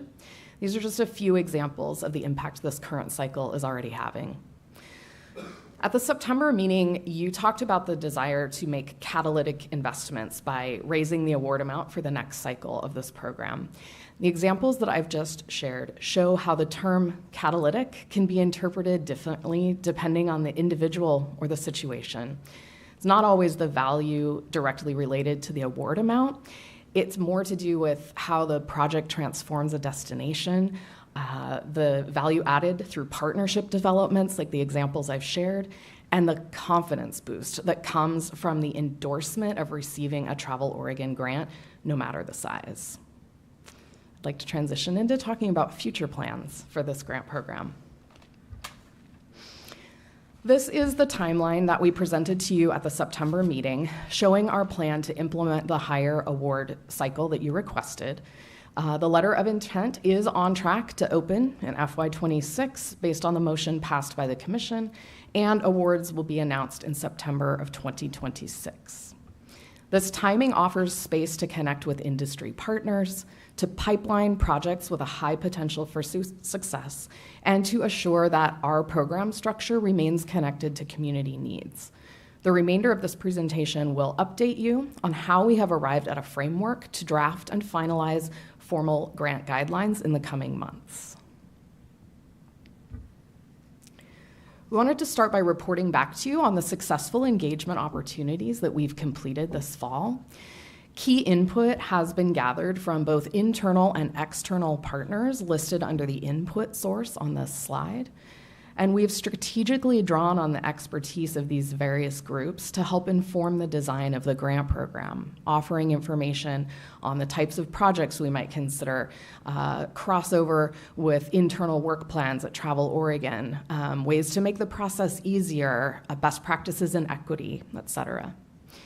These inputs are all in addition to utilizing data from the DMO report through Blue Room, our tourism industry partner survey, and the most recent resident sentiment study. As we talked about yesterday, we consume a lot of information when we're building these programs. So based on all of this information and these key engagements, we developed the language on this slide as the framework for the upcoming cycle. So of course, funds allocated in the competitive grant program must align with the statutory language of enhance, expand, and promote the tourism industry. Starting from there, we incorporated Travel Oregon's agency-wide biennial focus on increasing visitor spending. And then finally, we added a destination stewardship lens that seeks to balance economics, the environment, visitor experience, and resident sentiment. These are the values that will form the foundation on which the program will be built. This slide distills the information on the previous slide into a clear and measurable outcome for investments in this cycle. All funded projects must extend the visitor season, increasing visitor spending and opportunities for year-round employment. Just think of this as the umbrella under which all of the proposals must fall. Note that we have intentionally used the phrase extend the visitor season, which allows each destination to define the time period that best aligns with their visitor flow. If we had used the term shoulder season, we were concerned that could be perceived as Travel Oregon defining a specific period of months for the entire state. And this program deserves to be more adaptable than that. So in this way, using this language, each destination can define for us the most advantageous time for their extended season. Each project must present a plan for extending the visitor season. And while Travel Oregon can't ultimately control the way that the projects are implemented, through a robust evaluation process, we can invest in those projects that stand the best chance of making an impact. We then trust those recipients to deliver on the project that they proposed, with, of course, space for adaptation and learning along the way, as I've already talked about, as long as their work remains focused on the original goal. And then at the end of the project period, we're likely to see a change in visitor spend and employment, even though Travel Oregon can't ultimately control that dial. We can place our trust in well-planned, high dollar value seasonal extensions to produce measurable shifts in the amount of spend and employment. The action we take is funding strong projects. The impact that has is extending the visitor season, and the outcome that results is increased spend and employment. And this is how I think about the value of grant programs, and this is how I talk to applicants about where we each have a role to play in the process of achieving the outcome. So, to achieve the outcomes in the previous slide, we've developed parameters to support applicants in being competitive while also providing Travel Oregon with assurances of the stewardship of our investment. As you all brought up in our last meeting in September, that the higher dollar value of awards in this cycle requiring a match is necessary to assure fiscal viability.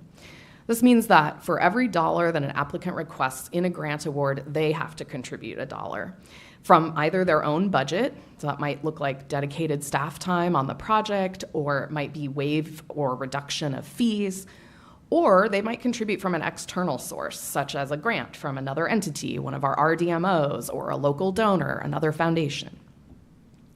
While this requirement sets a threshold that will make it more challenging for some applicants to have a successful application, we are creating adaptations for applicants with smaller operating budgets and tribal entities.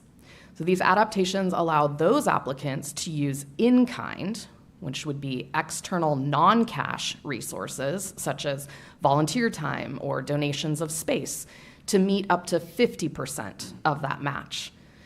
We know that both these types of applicants face unique challenges in seeking grant funding, and these adaptations are a direct result of what we have learned and heard from them directly. The next parameter emerged from learnings in the last competitive grant cycle, where there was a need for Travel Oregon to really get clear on acceptable rates of administrative costs that are allowed in project budgets. These costs are like non-specific overhead expenses associated with doing business, utility bills, internet, bookkeeping services, for example. They're not specific to the project, but they are essential for day-to-day operations. And our marketing team, when we talked to them, confirmed specifically that administrative costs are particularly critical for the success of large-scale marketing projects, in which these funds could be used for. So setting the allowable amount of administrative costs at less than 10% of the grant award communicates our expectations early in the process. The allowance balances the known need for capacity support in the industry with a desire for grant funds to directly support project efforts as much as possible. The second adaptation offered to smaller applicants and tribal entities is an allowance for up to 15% of the budget to be those administrative costs. The final defined parameter is a 2-year funding period that is slightly longer than the last cycle. It allows additional time for projects to demonstrate that measurable impact. So we do anticipate that even with the adaptations offered, there will be many interested applicants for which this scale of project is simply out of reach.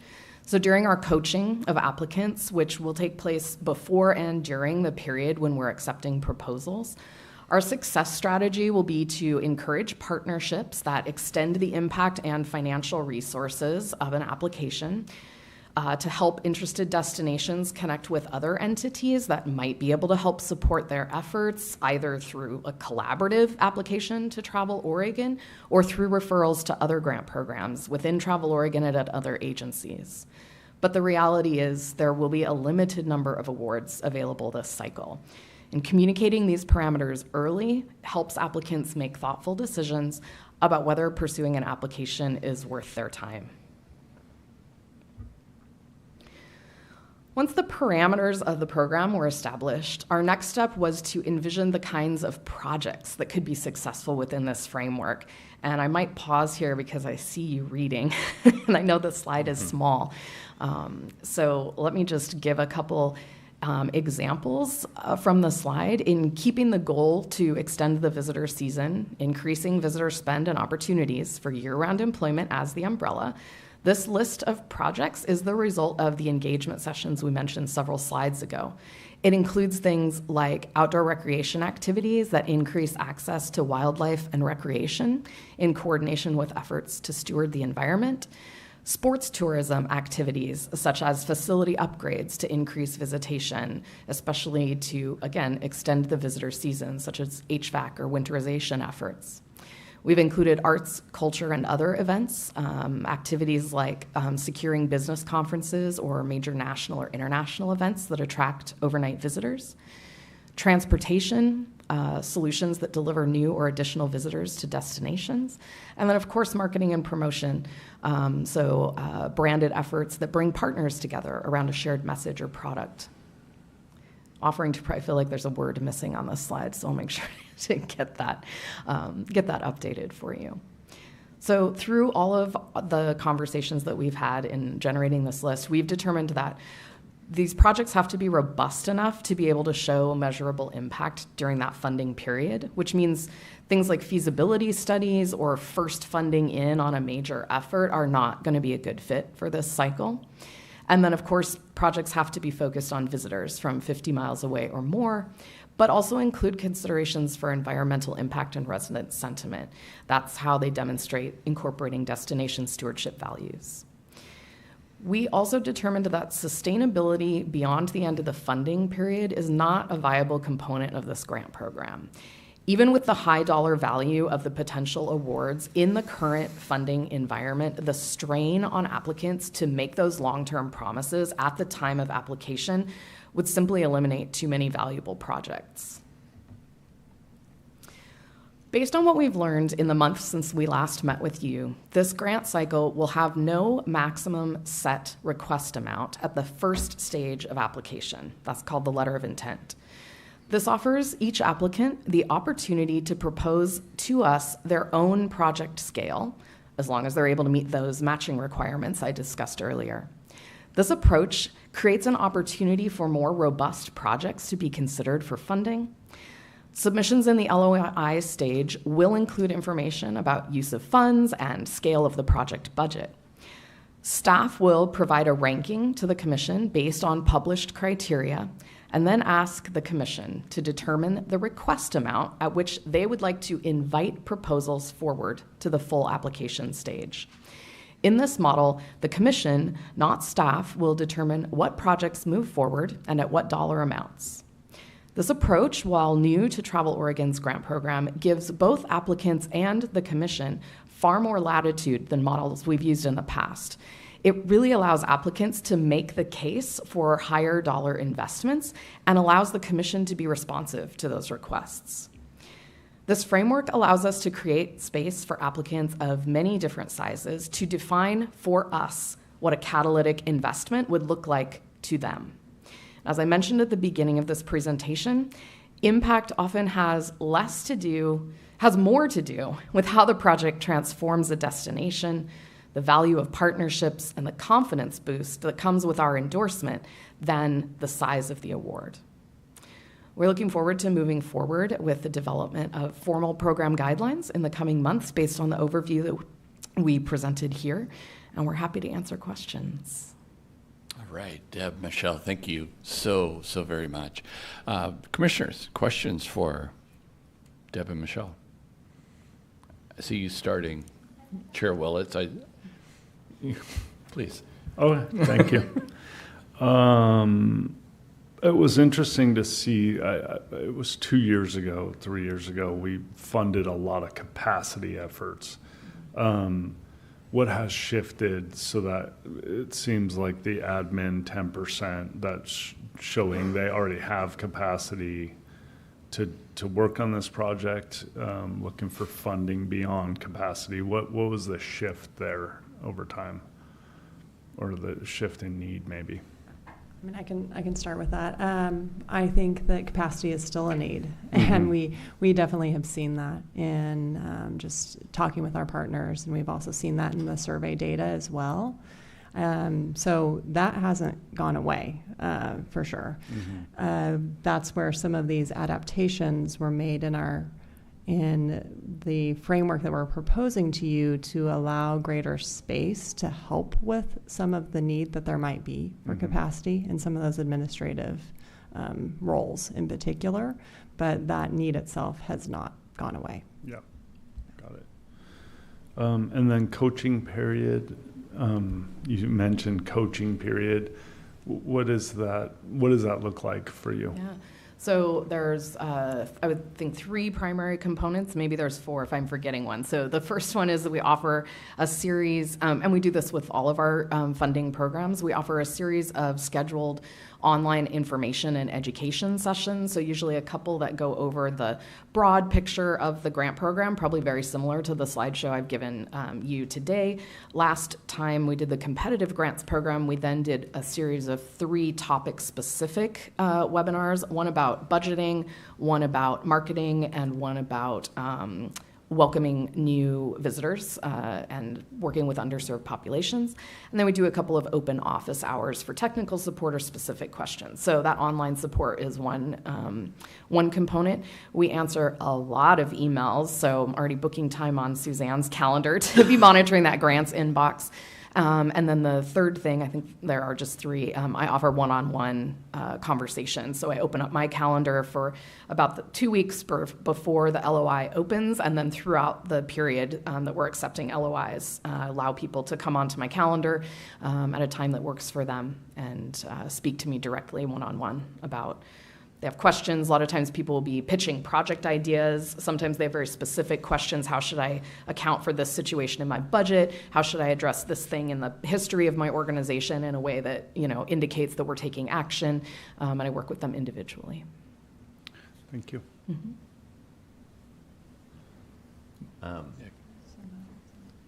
Thanks for the thoughtfulness that went into kind of this pivot in the competitive grant program. And this might be a question more for the rest of the commission, just as we we're both new. What was the rationale for sort of pivoting away from the competitive grant program as it was and opening a large grant cycle? I will contribute my impression there. We have seen success statewide in some larger grants. Most recently, the large grant for the World Championship track and field championships. There are other cases that are coming to us right now where there's opportunity to benefit the entire state with a larger grant, not just a particular region or small base, larger options there, larger impacts for the state. Anybody else? Well, I think, sorry, Greg, I don't know if I'm answering the question. I'm a little concerned first that we're just getting this information. So this presentation, I'm trying to quickly take it all in. I guess one of the things I'm concerned about is the dollar-to-dollar match. I don't remember that being a conversation for the rest of the grants. For me personally, that was part of the large grant program. I still don't see clearly spelled out here the large grant criteria. Maybe that's coming, but I'm trying to take in all this information and not, to be frank, not feeling really good about it because there's a lot going on in this presentation. Sure. Thanks, Lucinda, for your comments there. Again, I think we're in the point of sharing this framework with you, but we're not close to finalizing guidelines yet. So know that there's still room for conversation in this.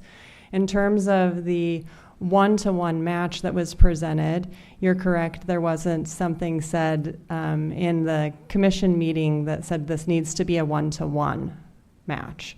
That is something that staff took back in looking at the dollars that could be moving forward in this program and seeing where impact could be made. And so, again, it was a consideration that we were making and all of the information we are gathering as to where we felt the greatest impact could occur.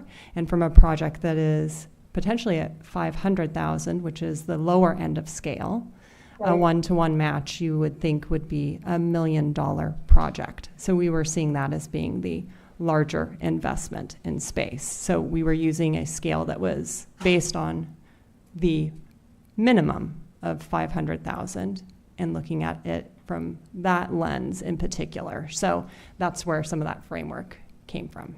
I would also add I would also add that one of the reasons we arrived on a match requirement for this program is as we looked at other grant programs that are operating in a similar scale. And again, we were using that sort of $500,000 threshold because that's the clear figure that we have to work with right now. That is a fairly common practice with an investment, excuse me, that is that high dollar value.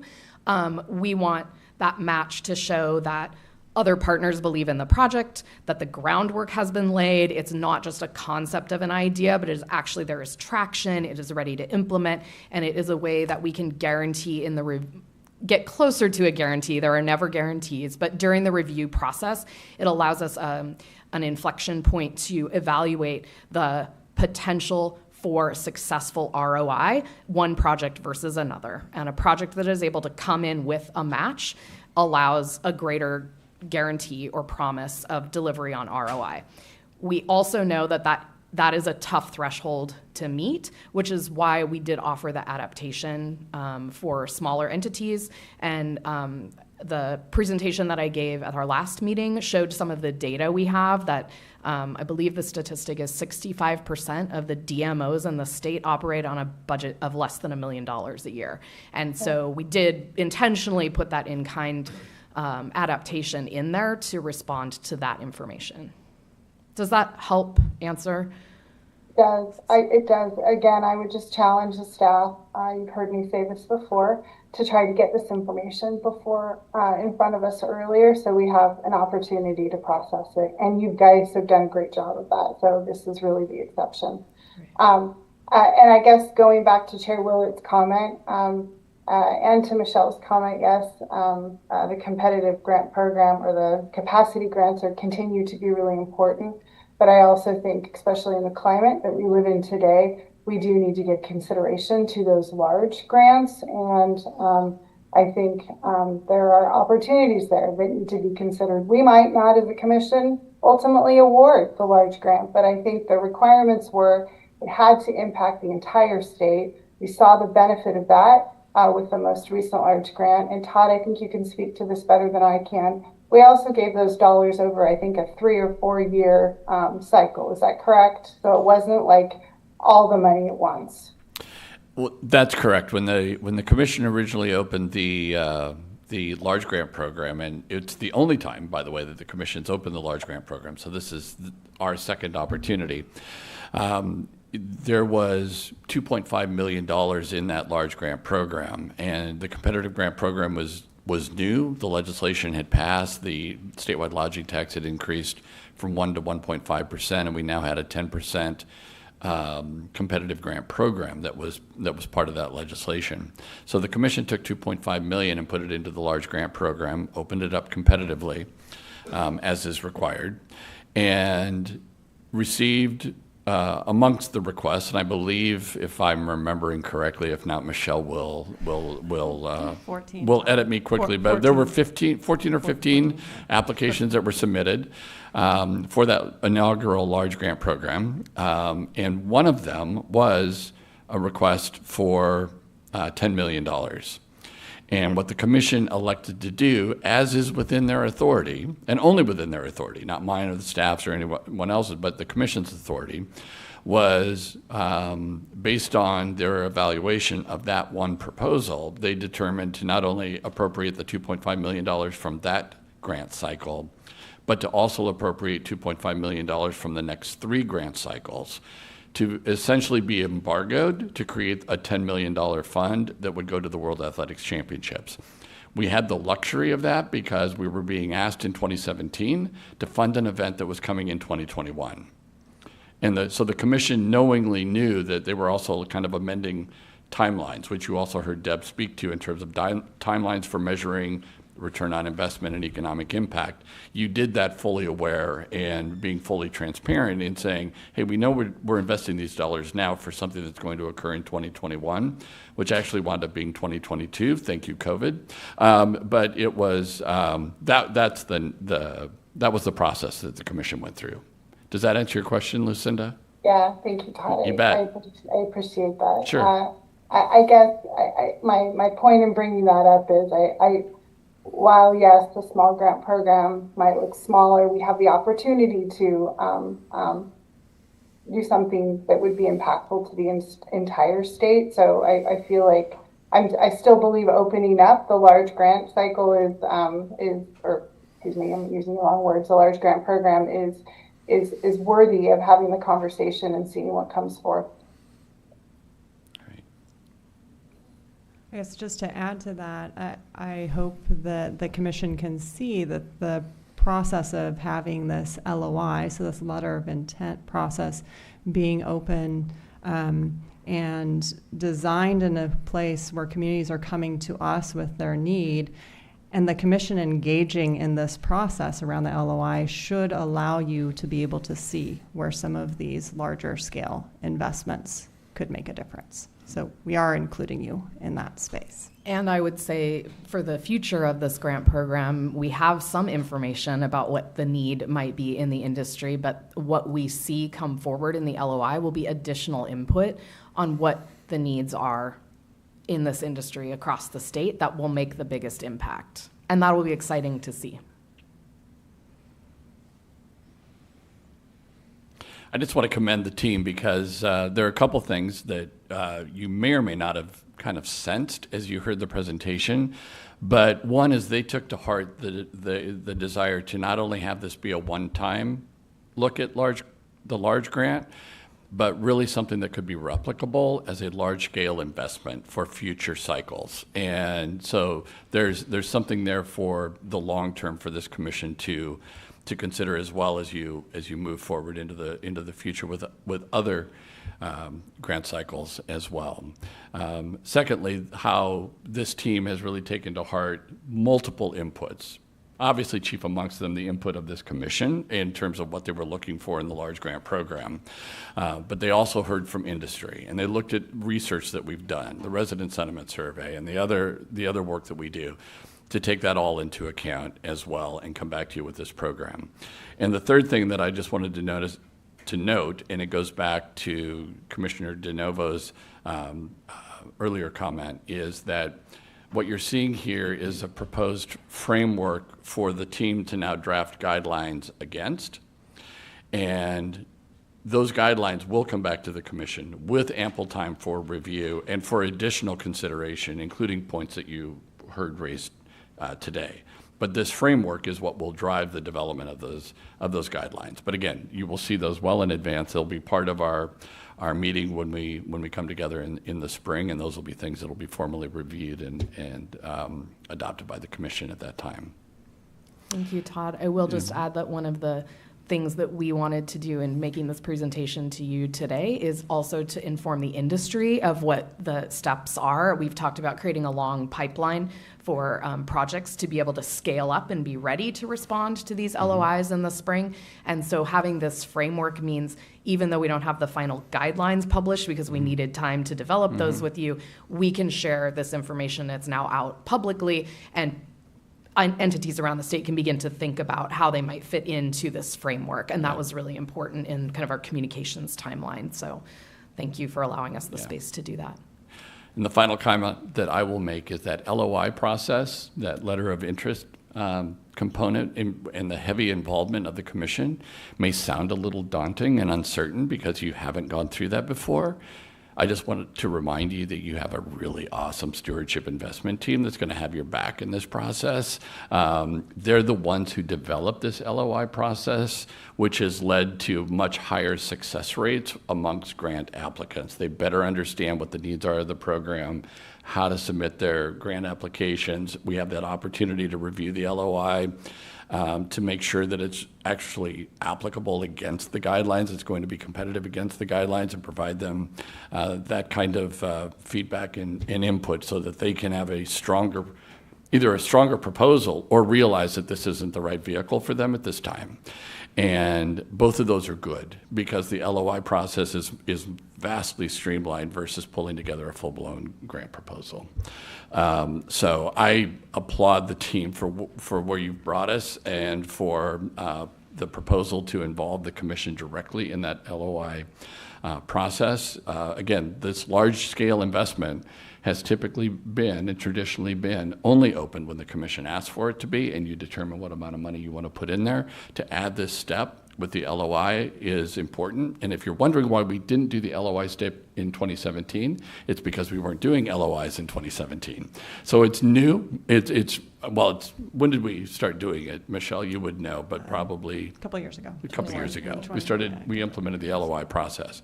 And so now we're doing the LOI process for the first time as part of the large grant. And you will all get to be part of it.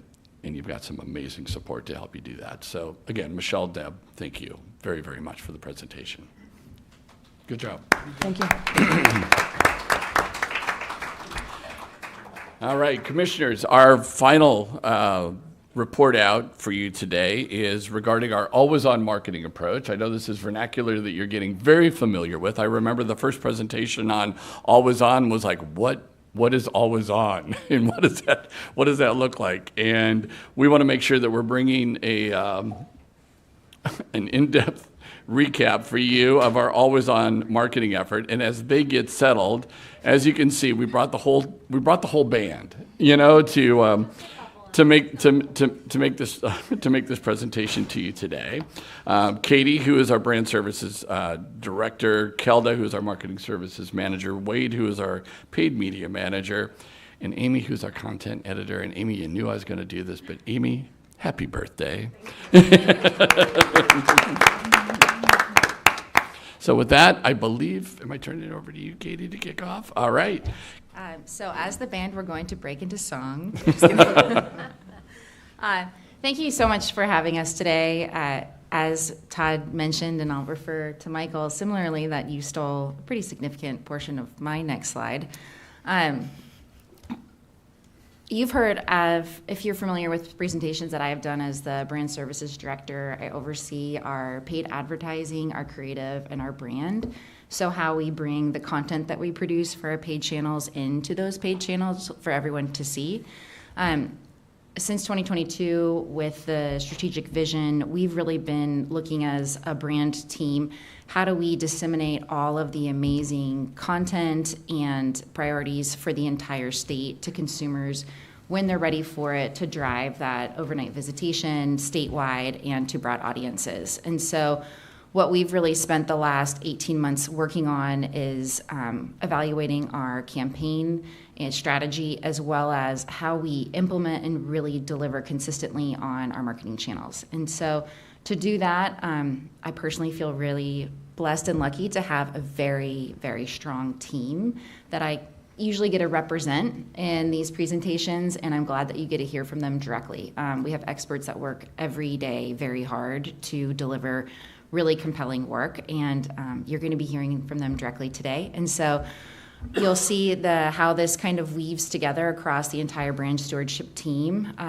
And while I'm very glad to have more people up here presenting, we have a broad team of over 20 that you were meeting some with the global sales earlier that we work with for different content and paid media opportunities.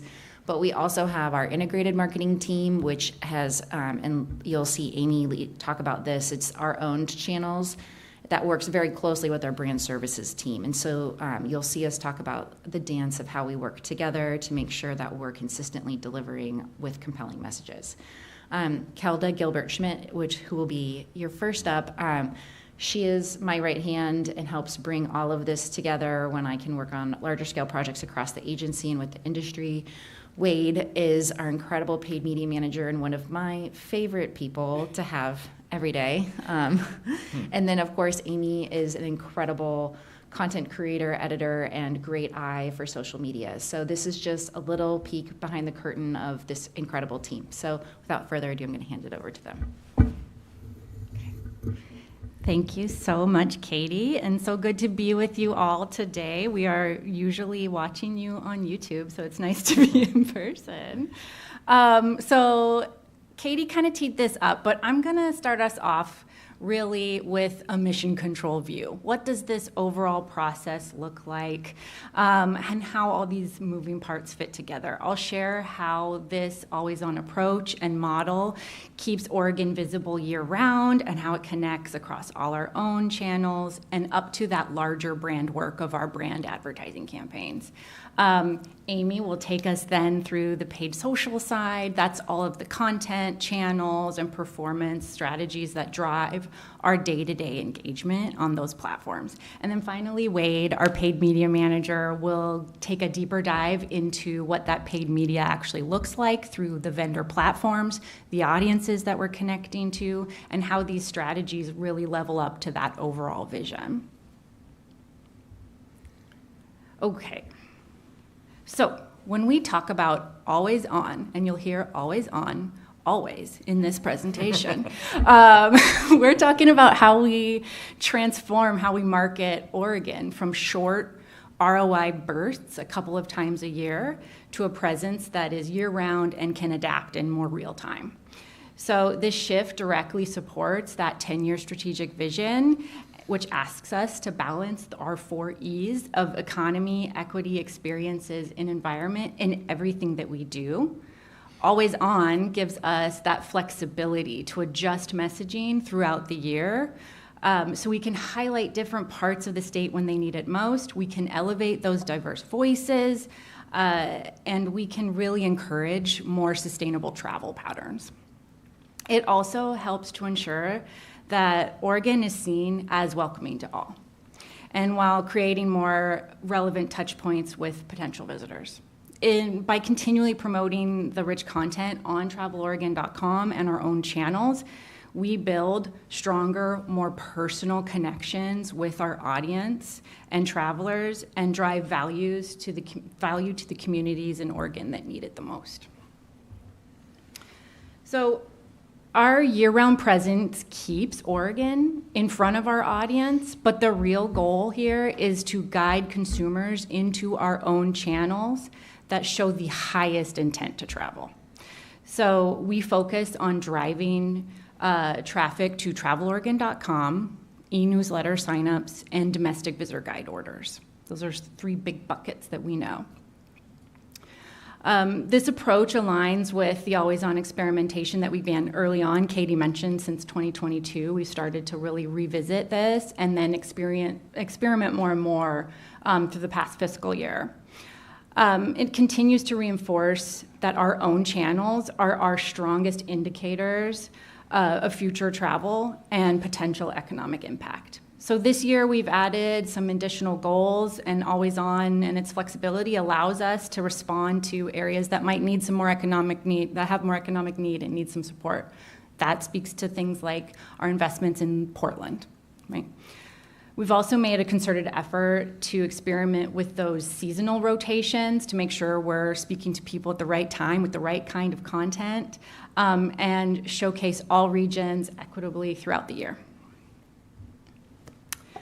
Okay, so you've seen a similar kind of timeline strata mapped out when we talk about campaigns and other things. This is really looking at the layers of how our marketing system really works between Always On and our brand campaigns and own channels. So this shows all the levers that we're kind of pulling year-round and all at once, and it looks like a lot because we do a lot. So this shows how we are allowed this approach to let us collaborate across teams and channels and deliver targeted messages that support our regional and partner needs, elevate our agency's strategic initiatives, and then highlight niche content areas. It just really helps to keep us agile, coordinated, and continuously connected.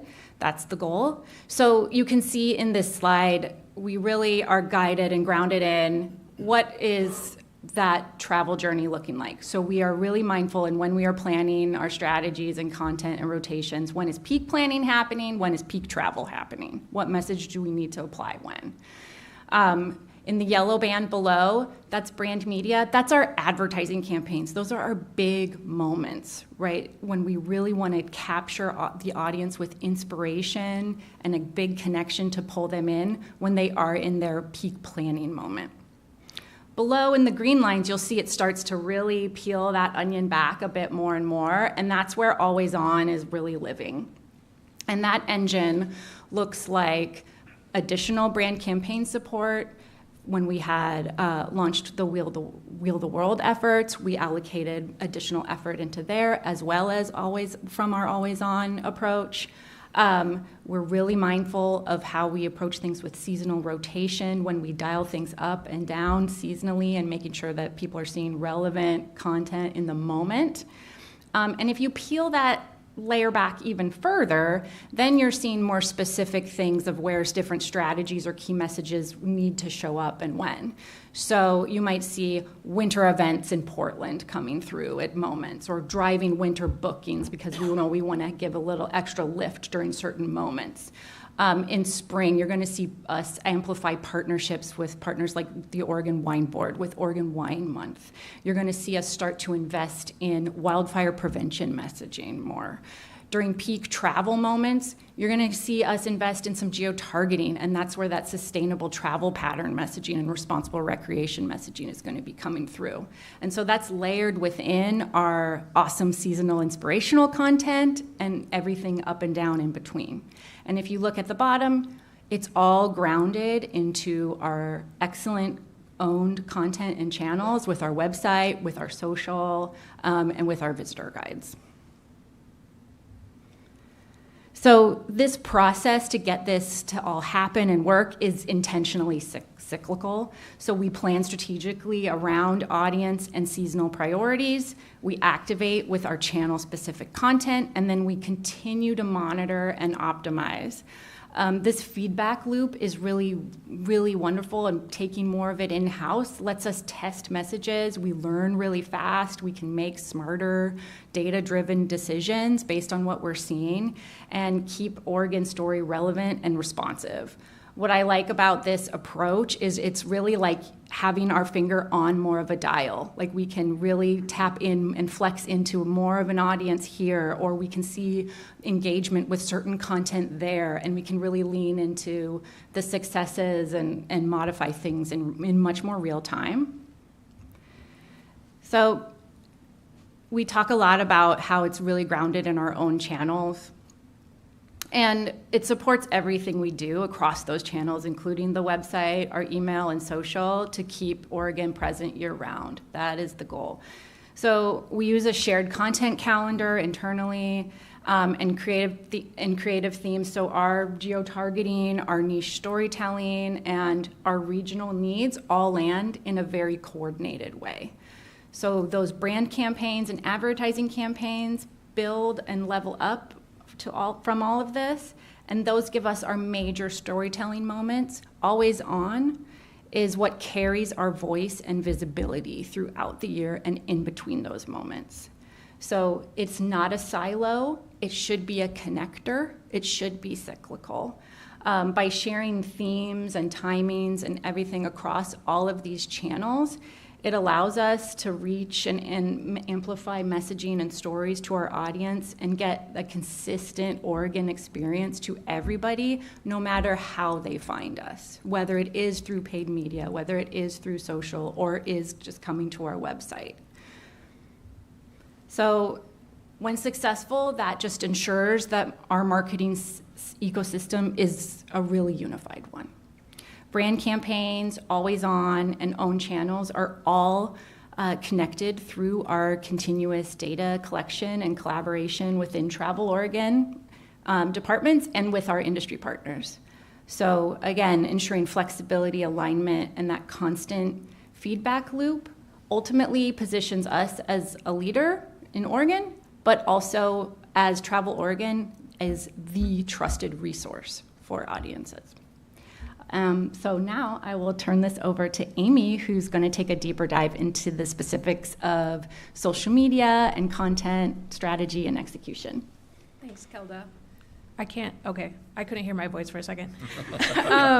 So Kelda really dived into the strategy behind everything that we're doing, but I want to show examples of what this looks like on our own social medias. So there are a couple ways that we show up on social media through this strategy. The first is through our organic content, and that's the content that we post directly onto our feeds and is then promoted with paid media. This lives indefinitely onto our feeds, and we get it through user-generated content, through a new content creation program that I will speak to in a little bit, and just generally how you might scroll organically on social. And then the second is through what we call our designed assets. And these are more visually eye-catching ad-style visuals that have strong calls to action. These work more traditionally as ad placements, so they do not live on our feeds indefinitely and will show up when you're scrolling through social as sponsored or promoted. Both of these methods link back to our web stories and our editorial and relevant landing pages. And they are rotated on a monthly or as-needed basis with this always-on strategy. You'll see examples of both of these assets on this slide. The right being that designed asset, the left being that organic content that I would love to share, actually. It's only 30 seconds and it's really engaging. Silver Falls State Park is calling, and right now it's putting on its finest show of fall colors. Fall foliage has arrived, and everywhere you look in the park is just magical. So now is the perfect time for that Trail of 10 Falls adventure where you'll experience 10 waterfalls within just over a 7-mile loop, some you can even walk behind, or discover more relaxed, family-friendly trails like the North Rim Trail that links to the park's nature play areas. Any adventure you choose will have you wandering through nature's most colorful display, so grab your hiking boots and go enjoy it while it lasts. I hope you enjoyed it while it lasted. Now, as I was saying, we rotate these on a monthly or as-needed basis, and because we're rotating promoted content on kind of a more frequent basis than before, we're gathering content. The way that we're gathering content has kind of evolved. So with our social media agency, Sparkloft, we're piloting a content creation program, and that is creating a network of creators, typically influencers, micro-influencers, photographers, and videographers that we've worked with in the past, statewide. So now it's so much easier, and it's really an opportunity to have creators in a region, and we can get assets from them in a timely and relevant manner to be able to promote really quickly on our social channels. And this video was actually one of those creators that we work with. The idea for this content creation program is really to be flexible and be able to move quickly and tap into those seasonal moments, especially during those peak planning times that Kilda mentioned earlier.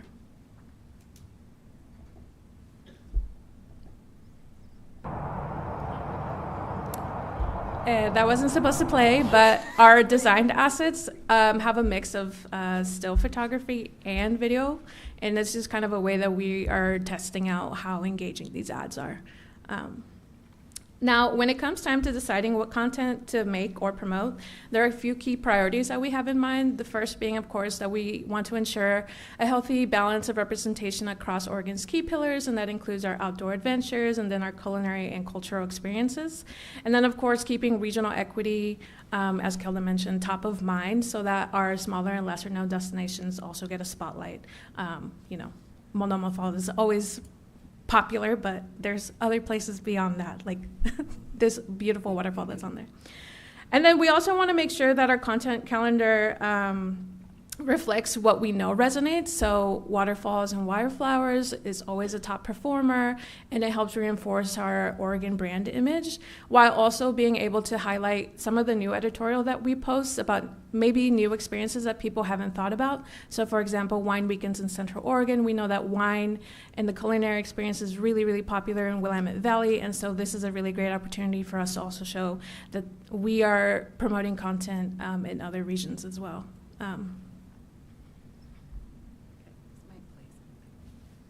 Okay, perfect. And then, like I mentioned before, because of this continuously rotating content calendar, we can be intentional in reaching niche audiences and travel interests. So one of our biggest areas of growth is actually in our Spanish language content. Through the content creation program, we are working with bilingual creators to make content and videos exclusively in Spanish, and this is a really great way to authentically reach those Spanish-speaking markets that we're hitting.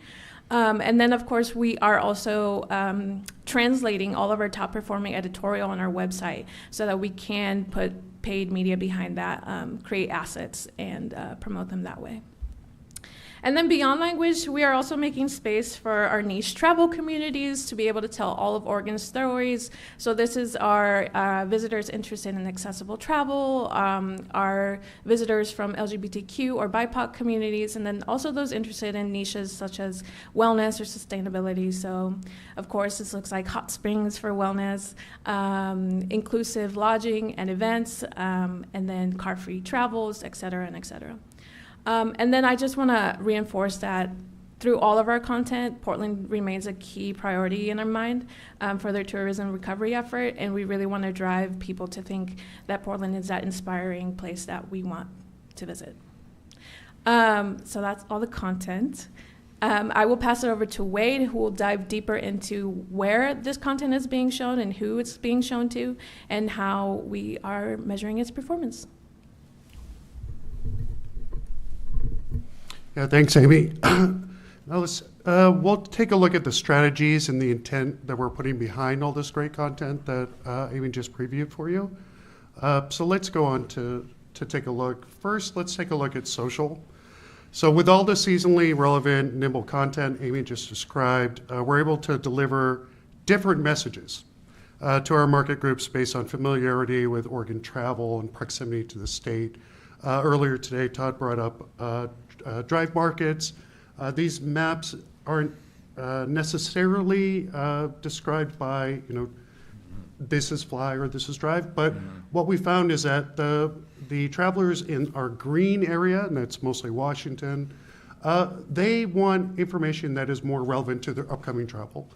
And in blue, that's more of an inspirational idea. How does Oregon catch fire? So, for example, ads served to the green market are more focused on itineraries, know before you go type content, and ads served to the blue market are more scenic and inspirational, highlighting the uniqueness of Oregon.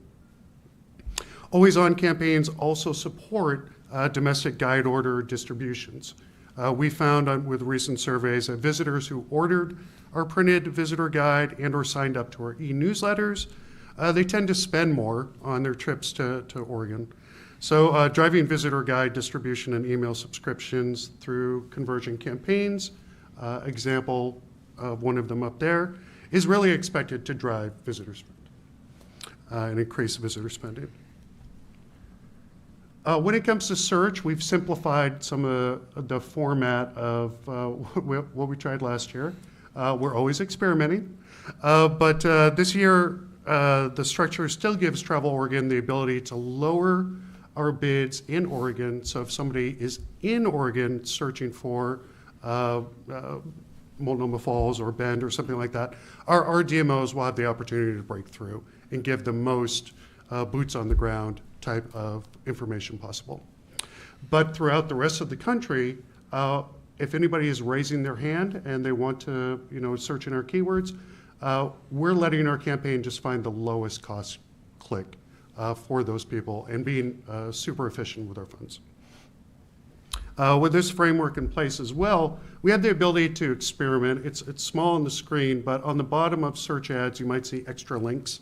And these are site link extensions. Facebook actually just added that too. So we're experimenting with rotating those out seasonally. Right now, I think we've got accessible trips and Oregon events, and we'll keep rotating that out to be seasonally relevant as we're responding to the searcher's intent with their search. And in native, I've got a couple slides for native because this is one of the things that I have hands-on keyboard for, so it's very fun to play with, of course. But this campaign structure gives Travel Oregon the ability to push out ads and awareness that is most relevant to the user, very similar to social. For example, ads focus on events, we'd serve to green. Ads focusing on inspiration, and we're going to going to the blue and the orange-ish markets that are circled up there. And this year, we're really focusing on driving awareness to consideration in the blue markets so that we can increase that overall visitor spending. So native ad campaigns give Travel Oregon a broad awareness channel to share our messages. This year, Travel Oregon is very active with these campaigns. Native ads are designed to look like content, so we're really responding to people scrolling through content and wanting to learn more. And so we've been very active with these campaigns, and we're currently rotating our ads every 6 to 8 weeks. We like to get ahead of the season, so we started winter ad pushes at the end of October so that people can start planning their trips, including popular things like skiing, but also winter on the coast and other in Portland, what to do in Portland in the winter. So we're trying to make sure that we're showcasing all regions and all seasons and getting ahead of the season. Messaging can also focus on specific areas with economic need. And we're also looking at this channel because it has a great way to map out audiences to help distribute our next edition of the printed tribal guide, or Guide to Indian Country. So we're really excited on what we get to do here visually and bring interest to various parts of Oregon throughout the year. So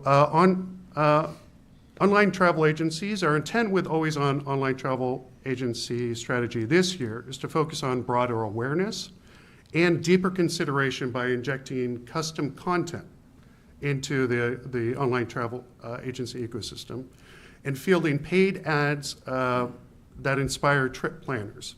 Paid ads are designed and strategically placed to invite trip planners to consider Oregon as a destination, with the goal of driving additional bookings that may not have otherwise occurred. Always On OTA campaigns launched on Expedia last November and will launch on TripAdvisor in January. So we always want a results slide. It's still a little early, but I'd love to give you some ideas of what's going on. So through Always On campaigns, we're able to continuously drive traffic to Travel Oregon at .com at efficient costs. So within these campaigns, we can align strategies to promote areas in economic need, as well as focus on important programs and off-season trips. In this slide, I've provided some conservative estimates for ROI based on potential economic impact from our Always On efforts. And again, I believe them to be quite conservative, but again, the proof will be in the pudding when the year goes through. So with that said, I'll kick it back over to Kelly. So as we continue to refine this approach, the focus for us really just stays on learning, improving, and using our insights to drive stronger results for the entire industry. So with that, we're happy to take any questions that you might have. Right. Thank you all very, very much. Questions? I'm also looking at you online. Didn't see any hands. Hi. Was that a question, Lucinda? Yeah, sorry. Please jump in. I was going to say something. I have to fill right. the space, right? I just wanted to commend the staff. Thanks for a great presentation.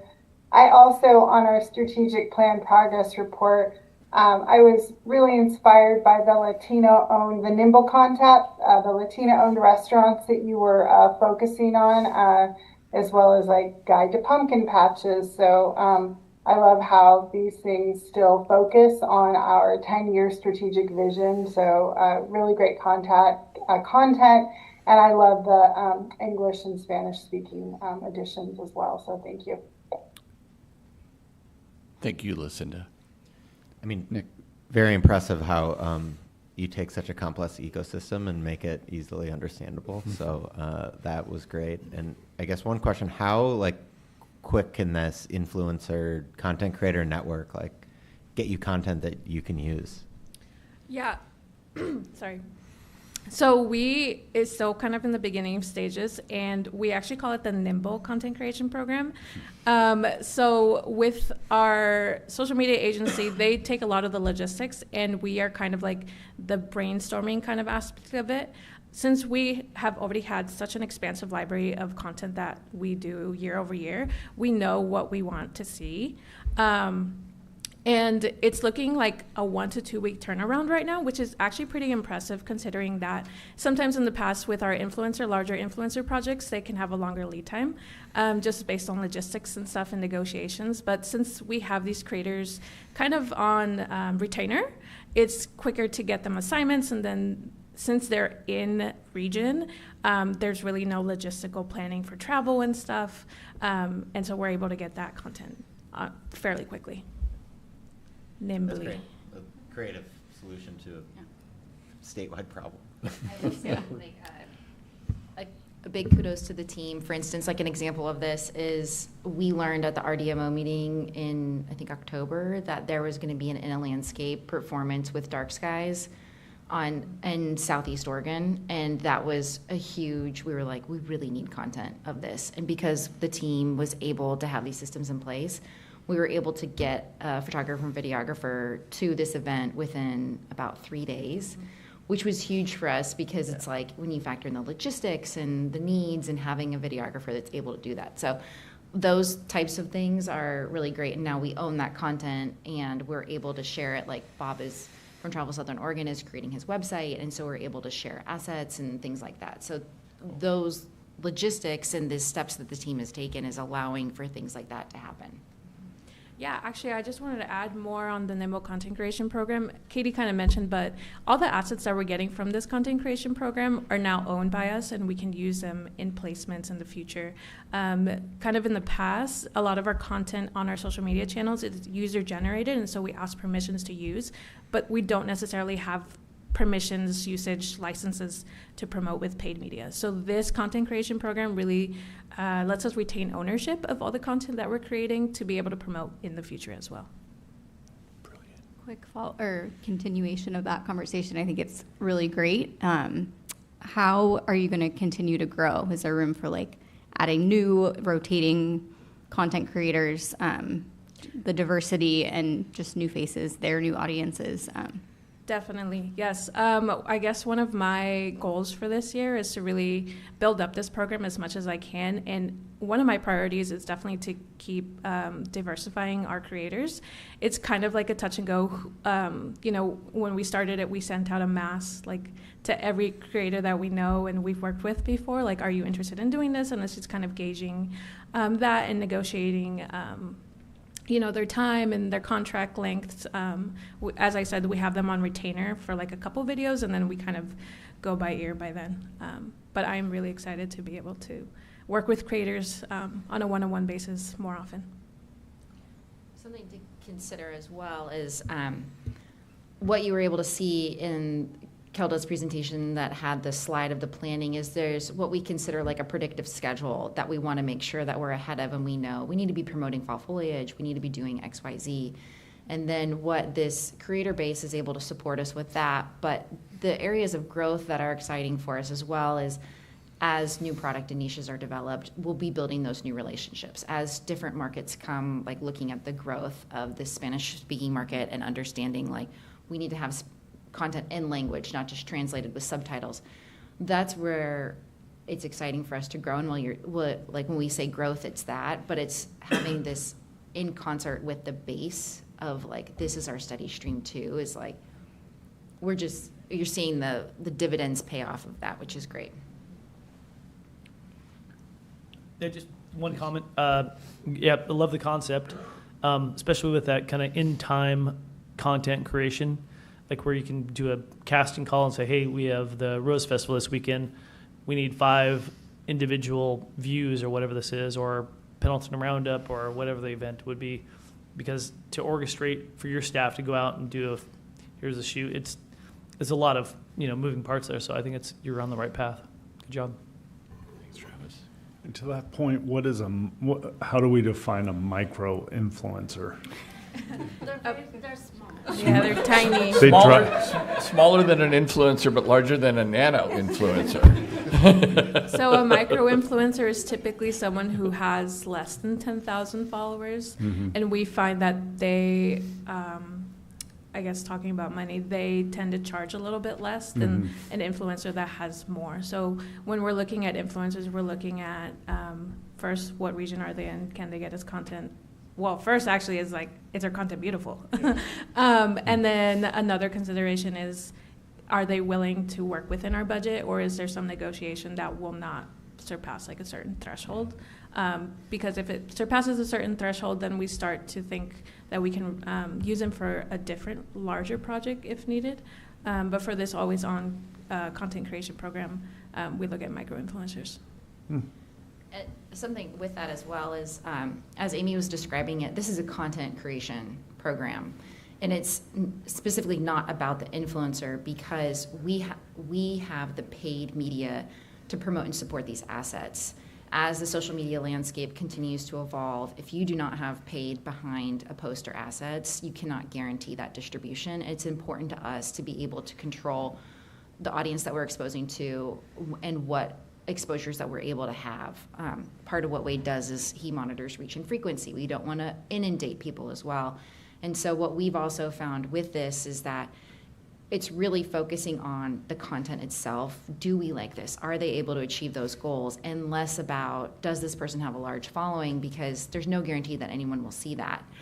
We are focusing, and Amy and her team do a really great job of this, is we really partner with influencers now of, are we looking for exposure with a particular audience? Like, do we want to partner with an LGBTQ influencer that we're able to reach that audience with authority? We did that with the Wheel the World campaign, as that was important for us to partner with someone that had that voice of authority. And so that's really also where you'll see us working with influencers versus a content creator that we, with our paid budget, can guarantee the distribution. Thank you. What kind of guidance are you giving them? Like, how much freedom do they have? What are the parameters around, just to ensure you're getting content that can be used again?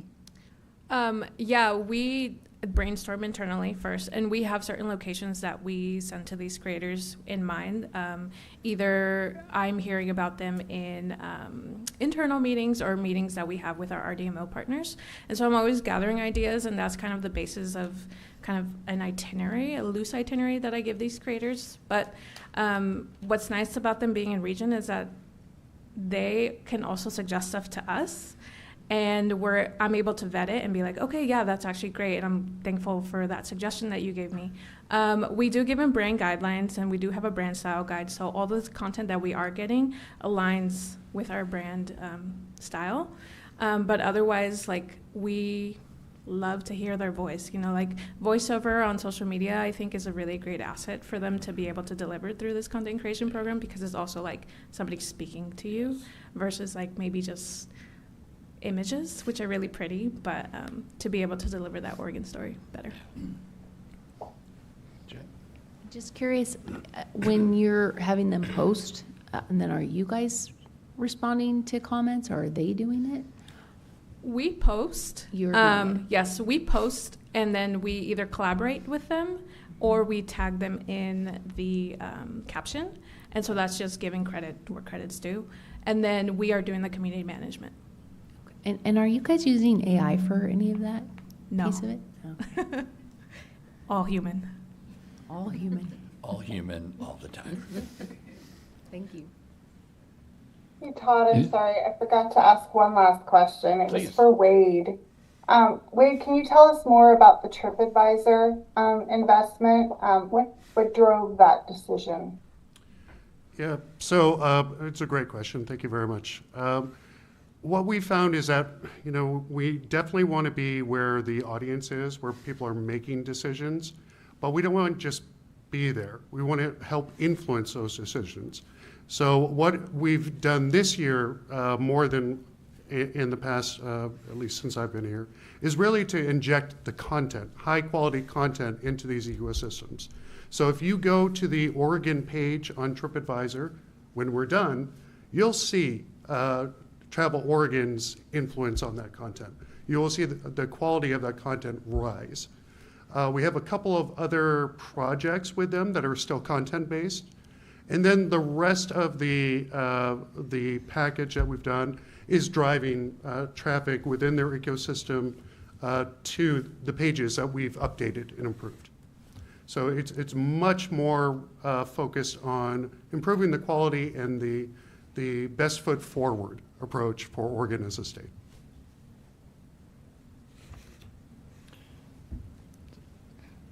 I'm going. The individual to to my left is checking out.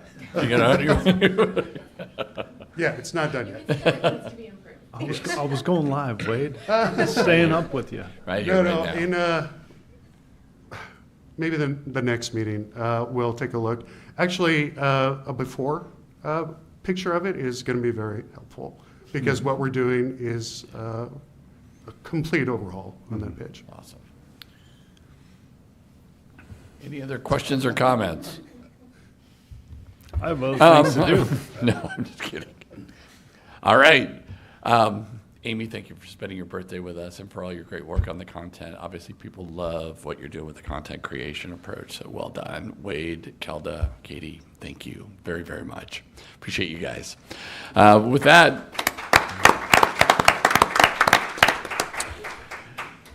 that, Chair Willits, that concludes our updates for this meeting, and I will turn the agenda back over to you. Well, thanks, Todd. We have reached the end of our agenda today, but before we adjourn, I'd like to share my appreciation to our partners in Willamette Valley and Corvallis. Thank you so much for the warm welcome and the goodie bag and the ornament that will be on my tree along with others from the state, throughout the state. And are there any additional business or announcement from the commission? All right. We anticipate that the commission will likely hold additional meetings to keep the CEO search process moving forward.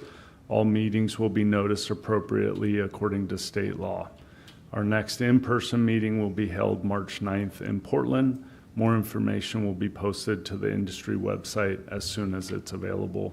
I'd like to thank staff for the presentations, local partners, and everybody involved with this wonderful meeting. Matt, thank you for setting up everything, and our media staff as well. Thank you, and this meeting is adjourned. All right. Thank you.